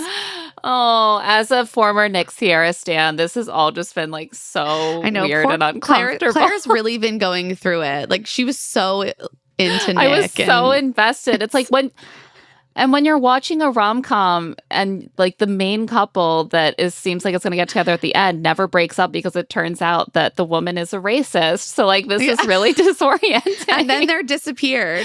Yeah. It's like you're watching like Meg Ryan and Billy Crystal, and then like halfway through When Harry Met Sally, they're like, Meg Ryan is a racist, and then she's just gone. But it's actually like toward the end of When Harry Met Sally, and like they're just about to get together, and he finds some notes that are like for her Stormfront meeting or something, and he's like, oh my God.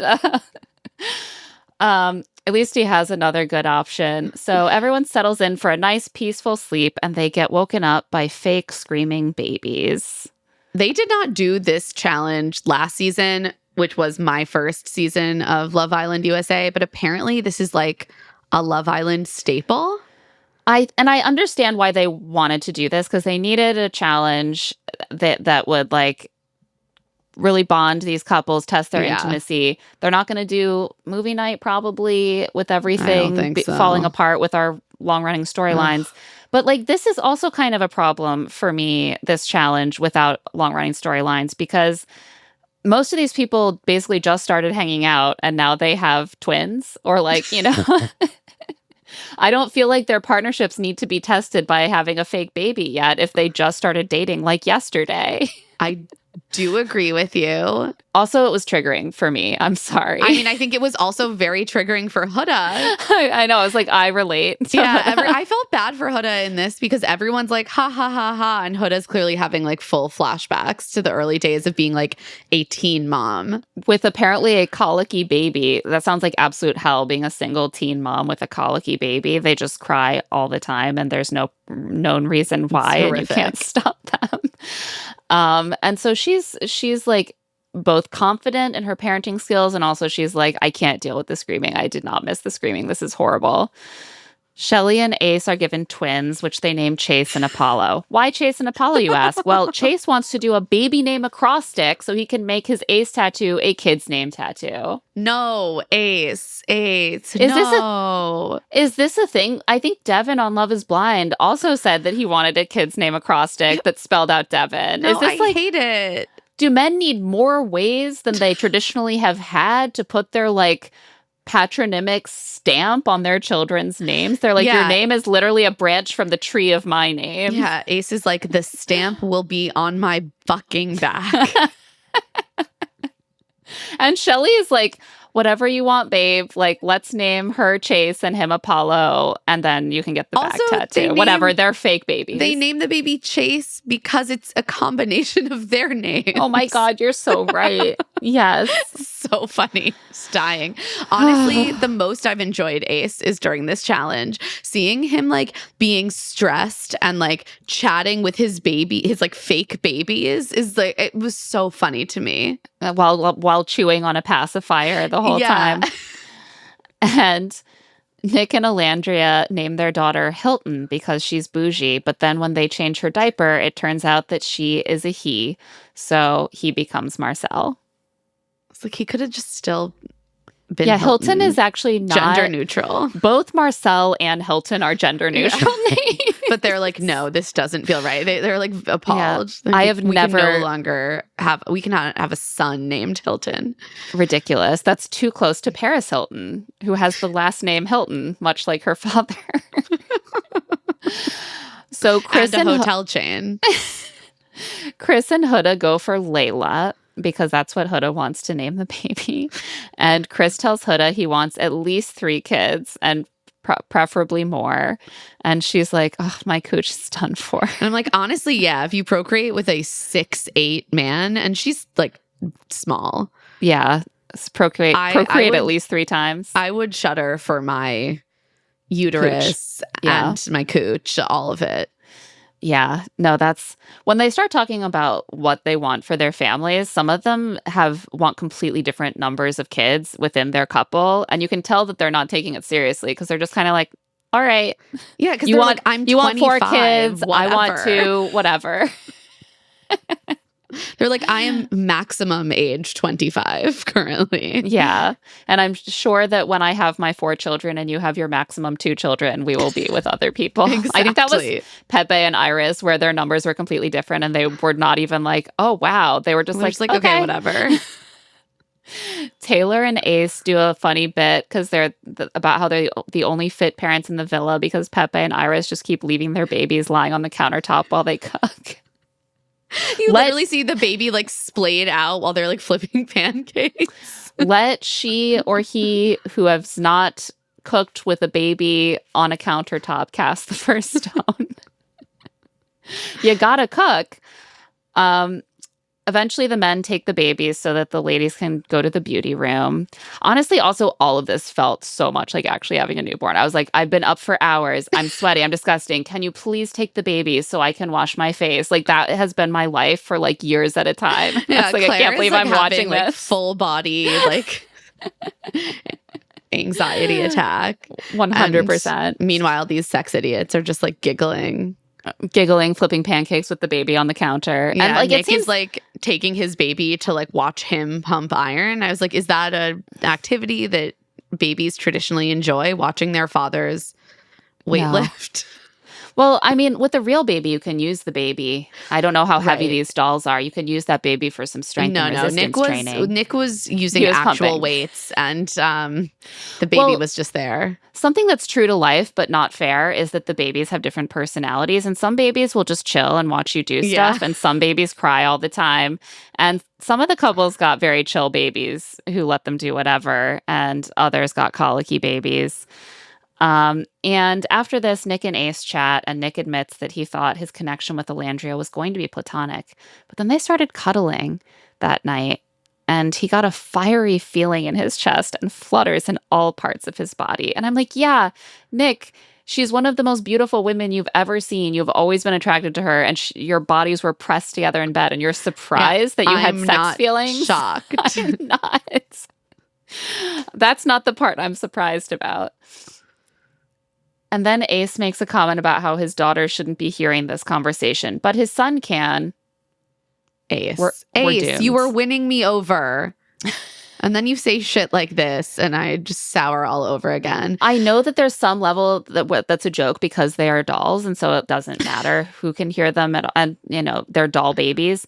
But literally, it's wild to hear men express that they think of these things starting from the time their children are actual babies. Like, my baby daughter will be shielded from harm, and my baby son should know all about sex. Yeah. He's 3 months old. He's got to start learning. It's very upsetting. I was like, again, this is not, he's not beating our earlier charges. No. Being potentially red-pilled. It's even more alarming somehow to see. It's like we joke about girl dads and how they discover that women are people because they have daughters. But I'm like, some people never do. They have a daughter and they're like, her value is defined by how protected she is from knowing about sex, how low her body count is, like how she dresses. That is how my daughter's value is determined. My son's value is determined by how many bitches he can bag. Like, and like that, to me, there's truly no hope. No, honestly, we're so fucked. But the parenting challenge does lead to some more substantive developments for the couples. Brian and Amaya get closer, discussing their future parenting philosophies, which are very specific. Like, Amaya wants to be the most fun parent ever and dress up like Santa Claus and convince her kids that the tooth fairy exists. Of course she does. And Brian's parenting philosophy is that Amaya is a MILF. So So crazy. I don't think that your primary thought about parenting should be like sexualizing the mother of your children.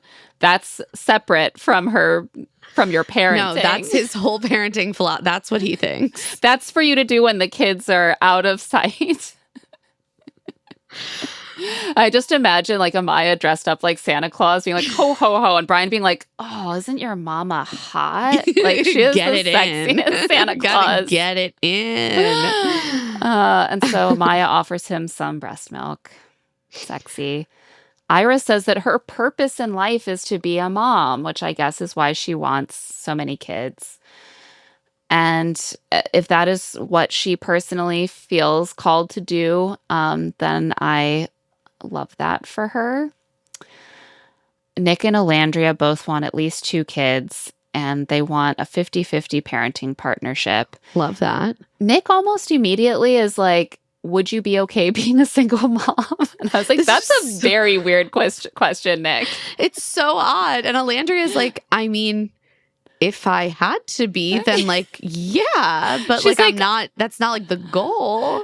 She's like, I had a single mom. I know I could cope, but like certainly that's not what I'm like looking for. Like it's such a weird question to ask someone that you are romantically pursuing. Like, Right. How would you feel if I like got you knocked up and then I kind of like Abandoned pieced you. out? Would you be cool with that? And I don't think that's what he meant. I don't think so either, but it's really weird. It's just a weird question. It's so strange. Like, what do you mean? Okay.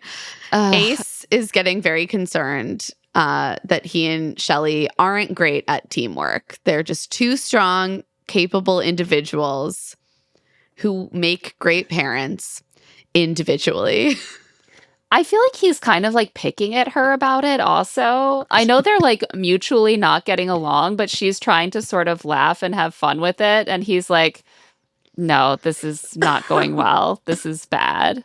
They're like sniping at each other lightly the whole time. They are, and Huda and Chris are too.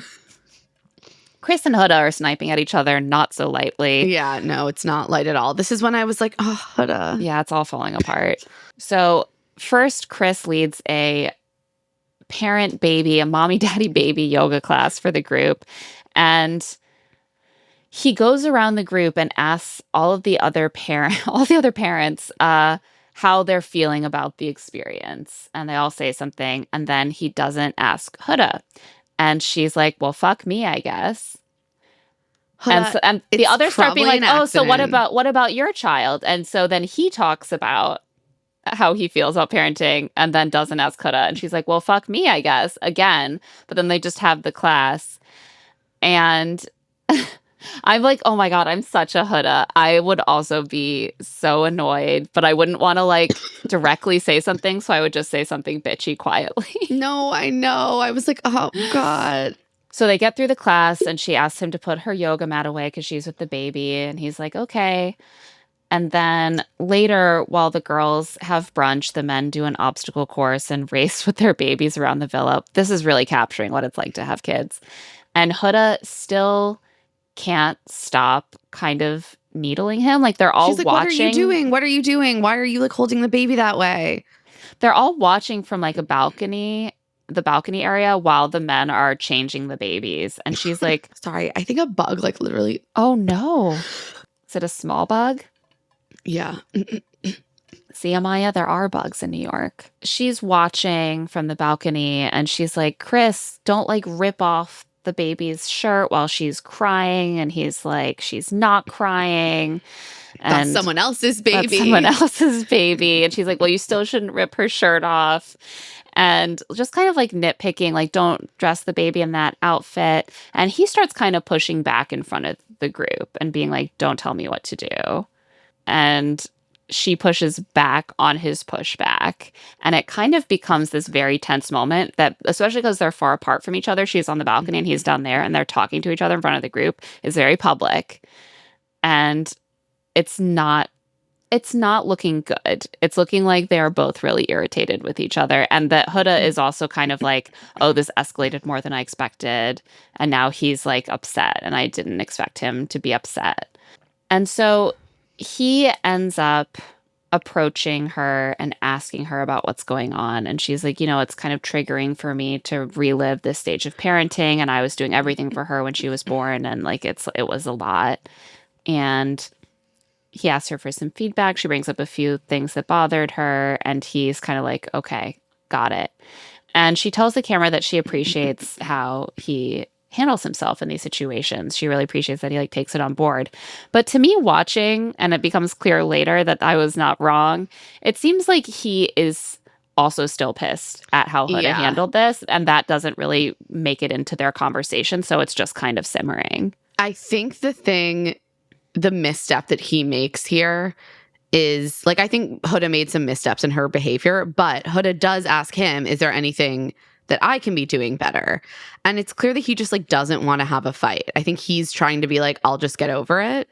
Mm-hmm. And so he doesn't bring it up. He's just you can give me a kiss or something.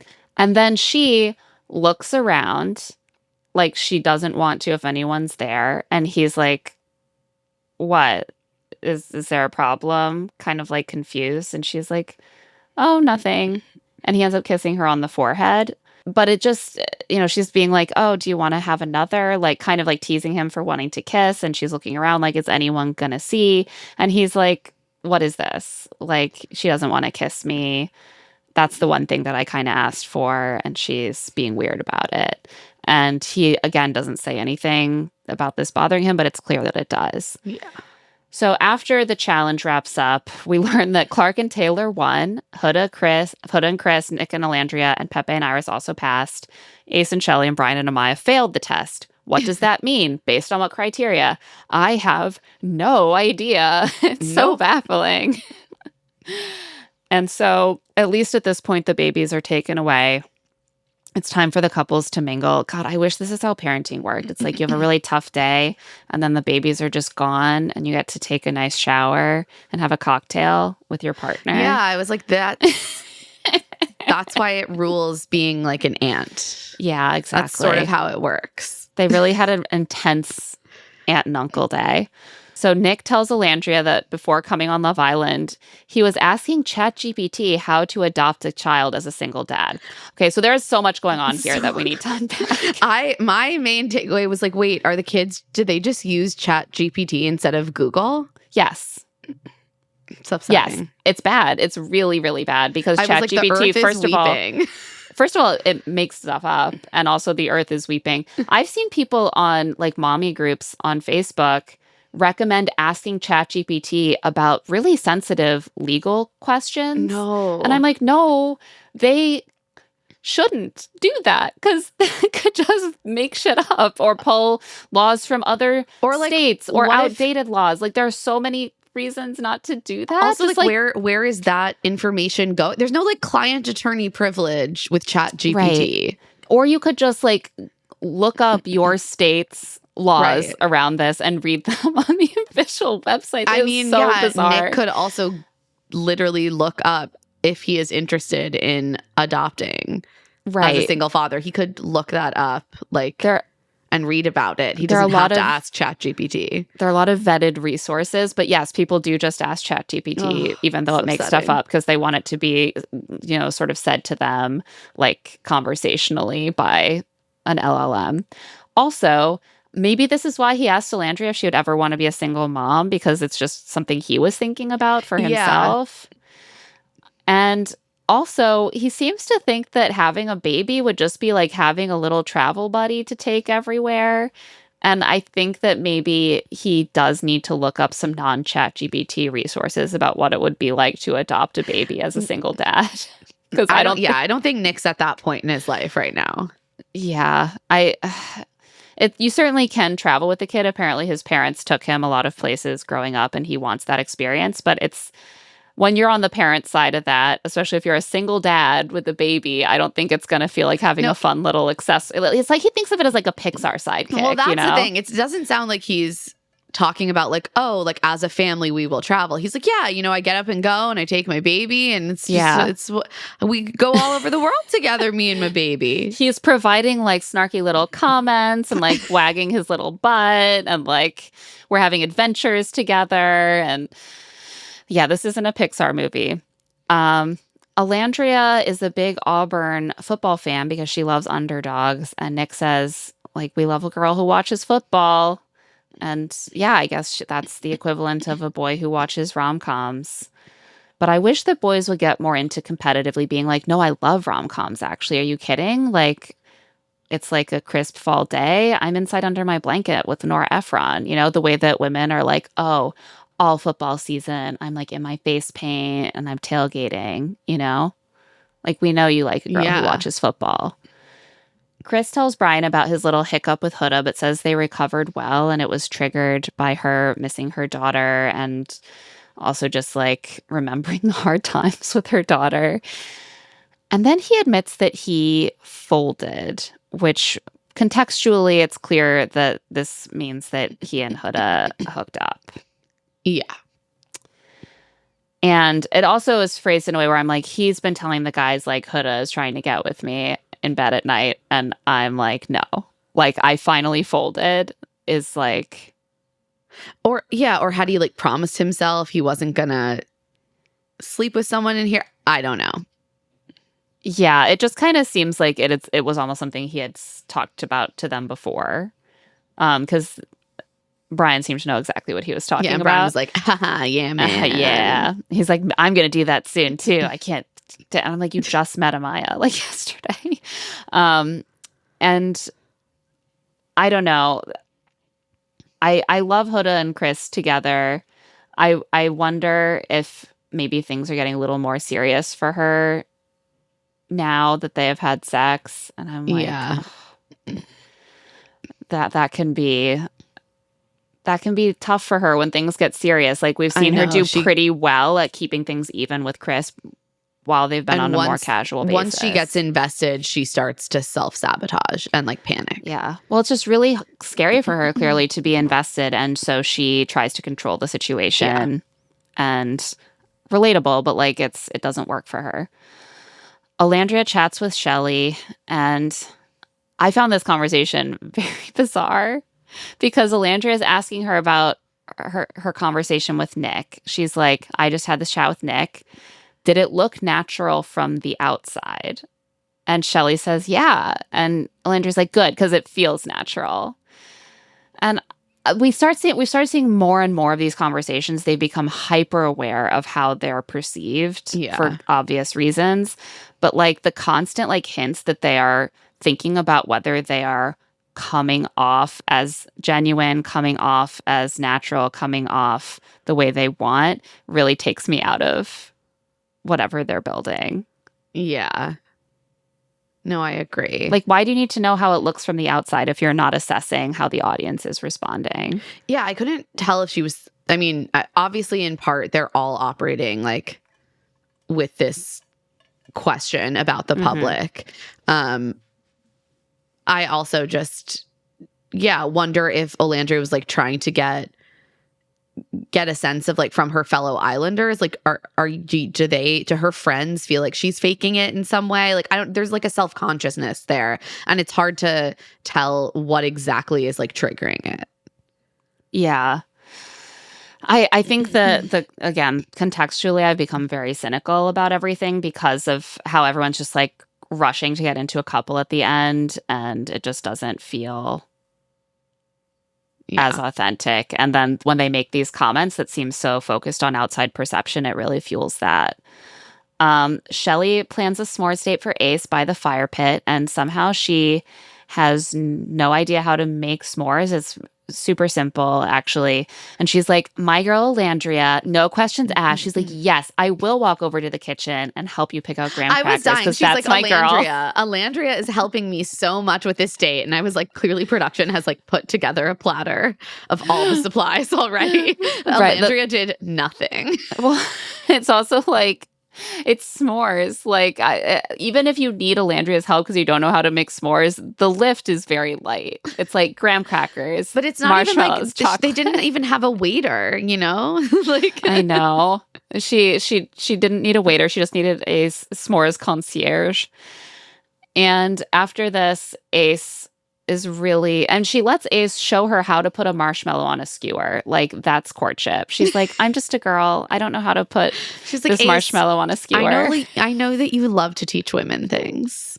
Men love to teach women things. If you go on a date, think of literally anything around you and pretend you don't know how to do it so that a man can show you. They love that. They love it so much. And then you're in a relationship with a man who gets off on being superior to you, which is a great thing. He says that Shelley brought him back to his childhood, which, again, just ended. Was a year ago. So it's probably fresh in his mind. But these two are getting serious. And then Amaya gets a text. The hideaway is open and they have to choose a couple to go. And very quickly, Huda's like, Amaya and Brian. And they're all like, Amaya and Brian. Amaya and Brian. And the combination of vibes in this whole scene is really bizarre. It's like middle school dance. It's wedding. It's like some sort of like, maybe they're styling like some sort of lingerie shoot or like a porn. Like, she's like, I have to get ready. I need to shave my ass crack. Like, I only packed granny undies, so I need to borrow their finest lingerie.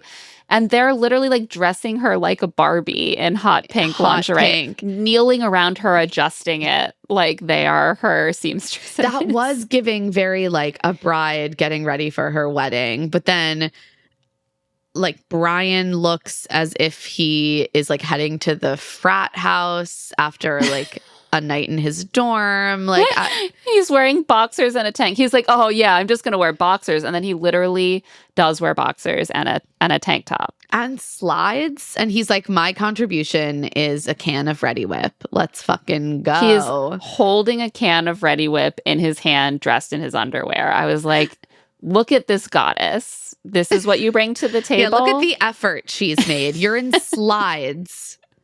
She was dressed up like a dolly shower for you. Shoes. I can't. The shower shoes that the men wear on this season, like they're always in shower shoes, and the women are always in like 6-inch spike heels walking by the pool. It's the injustice.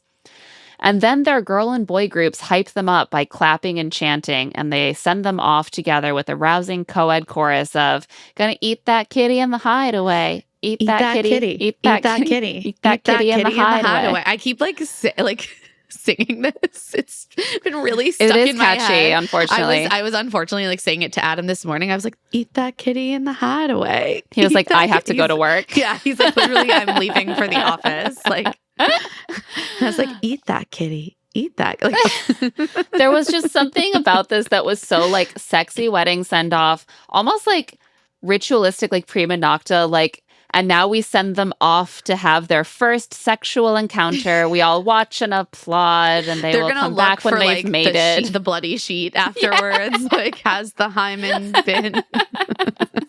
100%. It's so normal. It's so normal. And this brings us to episode 32. Brian and Amaya finally saunter into the hideaway. She squeals over everything, of course, before pinning Brian to the bed and squirting Ready Whip into his mouth. They hit the jacuzzi. They hit the bed again. They are taking full advantage of the hideaway. Taylor and Clark back at the villa make out. They talk about their weddings. And he says he wants everyone at his wedding to have a personalized cowboy hat. That's expensive. I mean, he's going to be very successful. He's going to win Love Island. Oh, damn.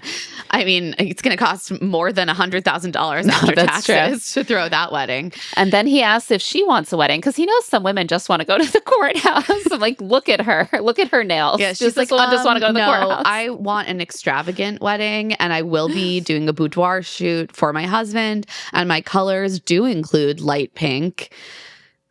Just think about that, Taylor. Yeah, Start it's important. Saving. It's important. Well, he needs to save for his personalized cowboy hat, and she needs to save for her boudoir photo shoot and for the rest.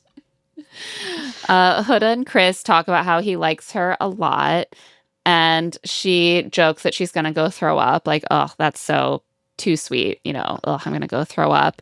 And he says, you can throw up in my mouth. And she's like, gross, don't ever say that. And he says, don't tell me what I can say. And she's like, I just did. And you're like, no, awkward tension. I hate it. This to me is just a classic, like, they're both joking with each other. But they're annoyed as fuck. they're joking in ways that they're not responsive to each other. Like, yeah, this is just, you're like, okay, this has to explode at some point. And we see that happen at the end of the episode. Like, she can't in this moment, like, let go a little bit. Like, okay, I won't tell you what to say and joke in another way. She's like, I have to win. I'm going to tell him that I just did tell him what to say. I did. And that gets really obnoxious. Like, I understand why Chris is annoyed. And he starts going around and telling the guys, like, she won't kiss me except in challenges in front of other people, but then she'll, like, hook up with me in bed at night. Like, I don't get it. And she's telling the girls, like, oh, he was just so tired. Like, parenting just had him so tired. And I was like, Huda, he is pissed. He's annoyed. And also tired. My first thought when Chris is saying that she won't kiss him in front of other people, I was like, oh, it's probably because of Jeremiah. Like, and Shelley. I was like, she just got over Shelley being pissed at her for pursuing Chris at all. Everyone gave her so much shit for all the extraness with Jeremiah. She's clearly hyper aware of how the Islanders are perceiving this relationship and whether she is approaching it with the right level of like demureness. Right. And the thing that sucks is that anxiety is going to bite her in the ass in the end. Right. And she's also like doesn't seem to know how to articulate that to him when it comes up. But first, Amaya and Brian return and they did it. They went on 2 whole journeys. I love that on The Bachelor, journey means like going on the show and going through the whole experience to find love. And on Love Island, it means a sexual encounter. Journey has so many meanings. They tell the girl and boy groups, again, middle school, about their experiences. And he's like, it felt like losing my virginity. The journey was beautiful. Amaya tells them that they went on 2 back-to-back journeys and he did eat the kitty in the Hideaway. And the champ breaks out again. And then the men get sent to play some hoops. They're like, Brian, you've lost your virginity. It's time to play basketball. I mean, the fans have needed this. I saw a whole TikTok trying to figure out whether Pepe or Chris was better at basketball. And they concluded Chris, which makes sense. I mean, the answer is Chris. I thought it was really funny that when the girls are like, who do you think is winning? They're like, probably Ace or Pepe. And I'm like, not the 6'8" pro basketball player. Ace? You Ace? I mean, Jesus. Okay. She's just such an Ace stan. I know. Shelley. She's like, probably Ace is winning. Everyone loves him the most, and he's the best at basketball. I'm like, there's 2 pro basketball players. I think only Iris brings this up. She's like, yeah, there's 2. There's 2 pro basketball players here. But she still is like, I think Pepe's winning. Again, the loyalty. And so they play 3-on-3. Ace gets very intense and insecure. Chris cleans up. No surprises here. Yeah, not even Nick and Taylor's lack of skill can prevent Chris from just winning. Yeah. They also, the girls back at the villa play Would You Rather. And this made me laugh so hard. Alandria and Clark share a laugh over how they'd rather get a bad boob job instead of a bad ass job. They also talk about whether they'd rather like have to pleasure their partner exclusively through their feet or their mouths. And it leads to like an incredible visual of Shelley miming like giving a hand job with your feet while like doing crunches. Yeah. I found it very funny. That was great. I also was like, no one's talking about what to me is an obvious factor, which is that like if it's only feet, I feel like he'd be asking a lot less. He'd be like, right, it's not so great anyway. I think you gotta choose feet. I would definitely choose feet. And then we get some chats about how Nicolandria and Papyrus are made for each. Oh my God, Papyrus! Claire, you're a genius. That is such a good couple name. Wow. I didn't even think of it until I said it out loud, but that's amazing. Like, it's like Tomcat. It's like, it's a word. Wow. I'm just buzzing over that now. That's so good. Unfortunately, I don't want a papyrus hat because I don't care. I don't care. But they are in their respective girl and boy groups being like, we're so made for each other. Nick and Pepe are like, our new connections arising from a strong foundation of friendship were probably meant to be all along. And it's so important that we built that foundation of friendship because now we can really explore what else there is to offer. They're like, it's definitely about that and not the fact that we were backed into a corner because the people that we really liked got kicked off the show for a variety of different reasons. Alandria tells Huda and Shelley that she used to feel guilty, but that's finally that was yesterday going away. Just 4 hours ago, I felt guilty. Now I don't. Time moves so fast on this show. Huda tells the girls that she loves that she can communicate her needs with Chris without it being an argument. And I'm like, yeah, at this point, it seems like that is because... he hasn't gotten mad yet. Yeah, he is suppressing it. But she's like, I'm trying to act right. And I'm like, oh, we're not quite getting there. We're getting closer. We're getting closer, but it's not. The tendencies are coming out. Meanwhile, Chris is telling the guys that while he likes a lot of things about Huda, she can be combative and defensive, and he knows he needs to speak up about it.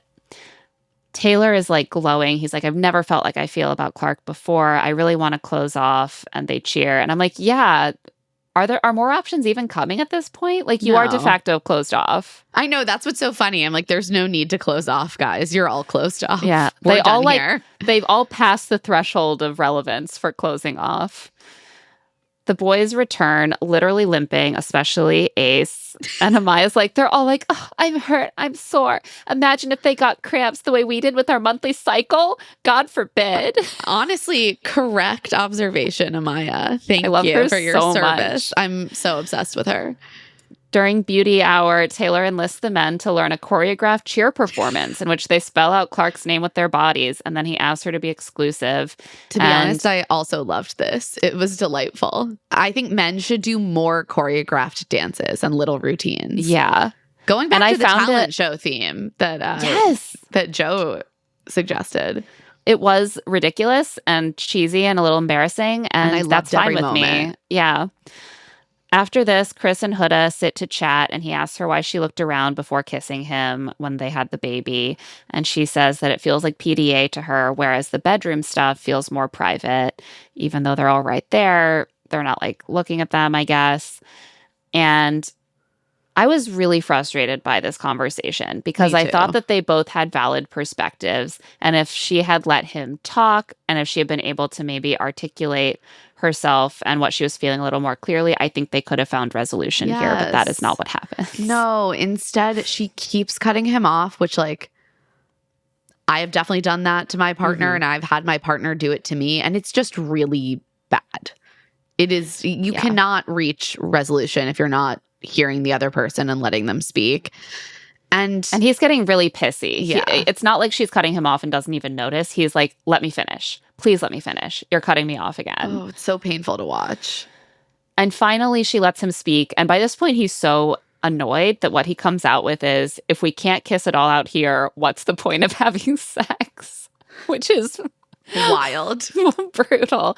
I mean, it gave me such an interesting insight into his psyche, because I feel like it suggests that he feels that the public status of people knowing that they're together and like feeling like she is like publicly claiming him as her partner is more important than having sex, which is not the stereotypical attitude that we are told men have about sex. No.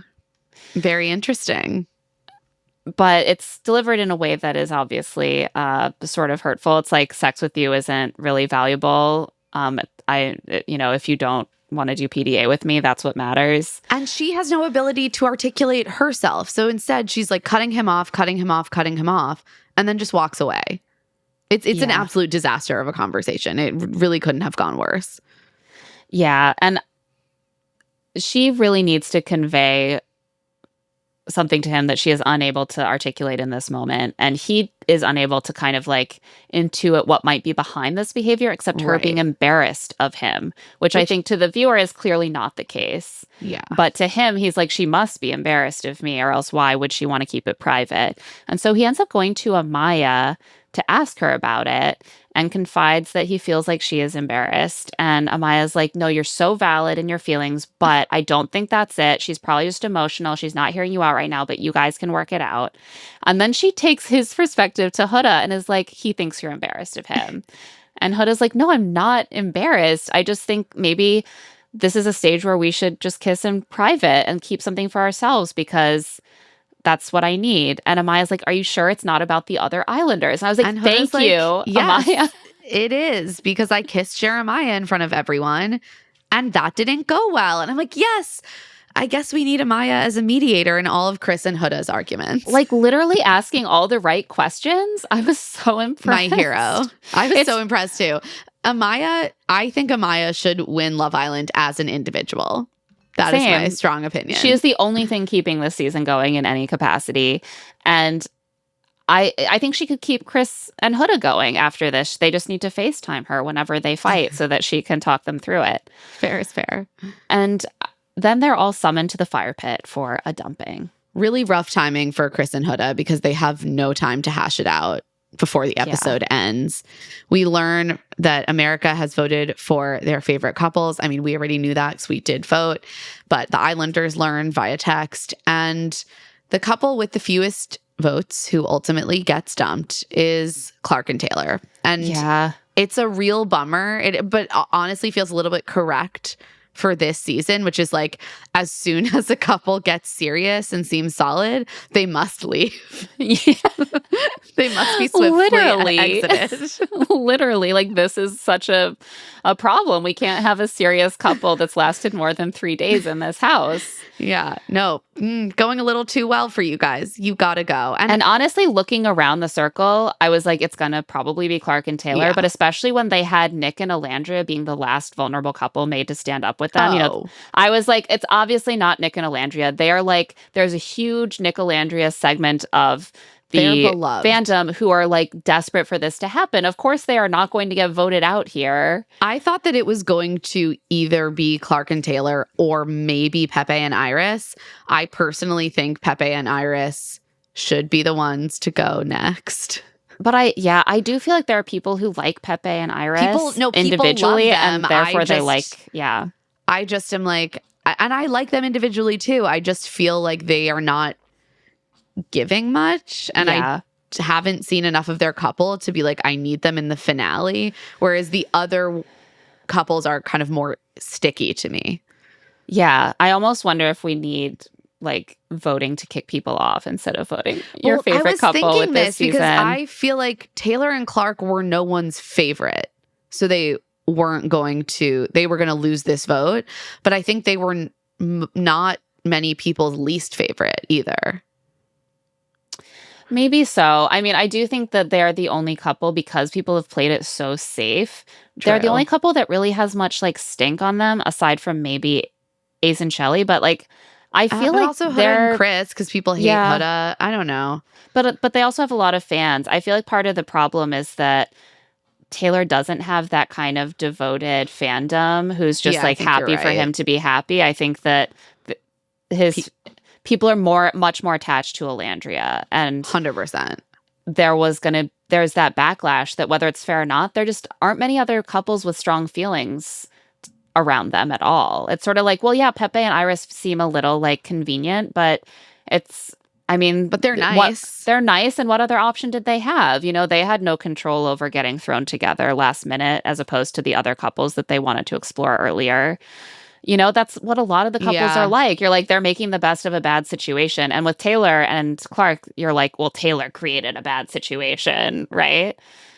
And ultimately, I almost wish that I had voted for them, because as annoyed as I was with how Taylor handled the Alandria situation, it did end up being one of the only couples that by this point in the week, I was like, I feel like they're genuinely into each other, and they chose each other at a cost to at least one of them. I agree. I think that they deserved to be in the finale. So that is a real bummer. If I have my way, Pepe and Iris will be the next to go, but I'm taking them down. We'll see. I have a hard time even remembering who the couples are. And when I was voting the other night for who to be in the finale, I kept scrolling through being like, I'm going to see the couple that I'm excited about in a minute. And then it never happened. And I was like, oh, none of them. They're all new. Or I just haven't had a chance to see parts of their relationship that I'm excited about. And so I just have to pick. And I think like a lot of our listeners that I saw in our chat on Rich Text last night, I picked Amaya and Brian. And I don't even know if it was just strategic vote, because I think they're very popular and they would be in the finale I didn't anyway. vote for Amaya and Brian only because I knew that they would make it through. And I probably will. We'll see. But as of now, I'm thinking I will vote for them, like for the final vote to win. But we shall see. So that brings us to the end of this run of episodes. We're almost at the finale, and the season's in such an odd place. But Claire, what would you rate these episodes on a scale of 1 to 10? How your type on paper were they? I'm glad that I saved one because this is a one for me. This was absolutely brutal. And I don't think that there were many options for this batch not to be a one. Yeah. As we said, the situation with Sierra was such that if she stayed, I would be like, this is a one. But the fact that she left didn't stop it from being a one. The narrative arc has been ripped out of the spine of the season. And I have lingering bad feelings and like a bad taste from the fact that I spent so much of my time attaching to this person and this couple that I now like feel really negatively toward. I kind of lost my juice for Nick because of how quickly he pivoted to someone else. Even though I like the other person that he pivoted to, the context felt all weird to me. And then just like all the couples are so new and I'm not excited about them. And I'm just like, ugh, this like is bumming me out. I feel like we need like another few weeks of the show. Like they almost needed to reset it to like a midway point, and instead we're at the end, and that makes these episodes rate lower for me. I think I'll maybe go with a 2. They picked up for me towards the end. Like I was having fun watching last night's episodes, but as for my type on paper, no, very, very low for all of the reasons that you have outlined. Yeah, I did see enough of an uptick that I'm like, I could see myself enjoying the last few days of this more than I thought like 2 or 3 days ago. Time moves quickly here, but this batch to me was just utterly demoralizing. I'm so depressed. I agree with you. On that somber note, that's it for this episode of Love to See It with Emma and Claire. Thanks to our wonderful guest, Jo Piazza. Remember to pre-order or order her book, Everyone is Lying to You, wherever you get your books. Love to See It is a presentation of Odyssey. The show is produced by us, Claire Fallon and Emma Gray. This episode was edited by John Bahar. Our theme music is by Tamar Haviv, and our art is by Aaron Nestor. If you Love to See It, remember to follow us, rate us 5 stars, leave a review. This really helps our show grow. And of course, spread the word about our show to all of your friends.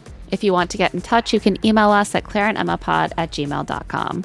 You can also find us on TikTok at Love to See It Pod and on Instagram at Claire and Emma Pod. And you can find our newsletter Rich Text on Substack at claireandemma.substack.com. I'm also on Blue Sky at Emma Gray and on Instagram at Emma Lady Rose. And I'm at Claire E. Fallon. Special thanks to the team at Odyssey: Eric Donnelly, Aaron Constantino, Kate Rose, Moira Curran, Melissa Wester, Carly Snyder, and Hillary Schupf. We'll be back early next week with our recap of the Love Island finale.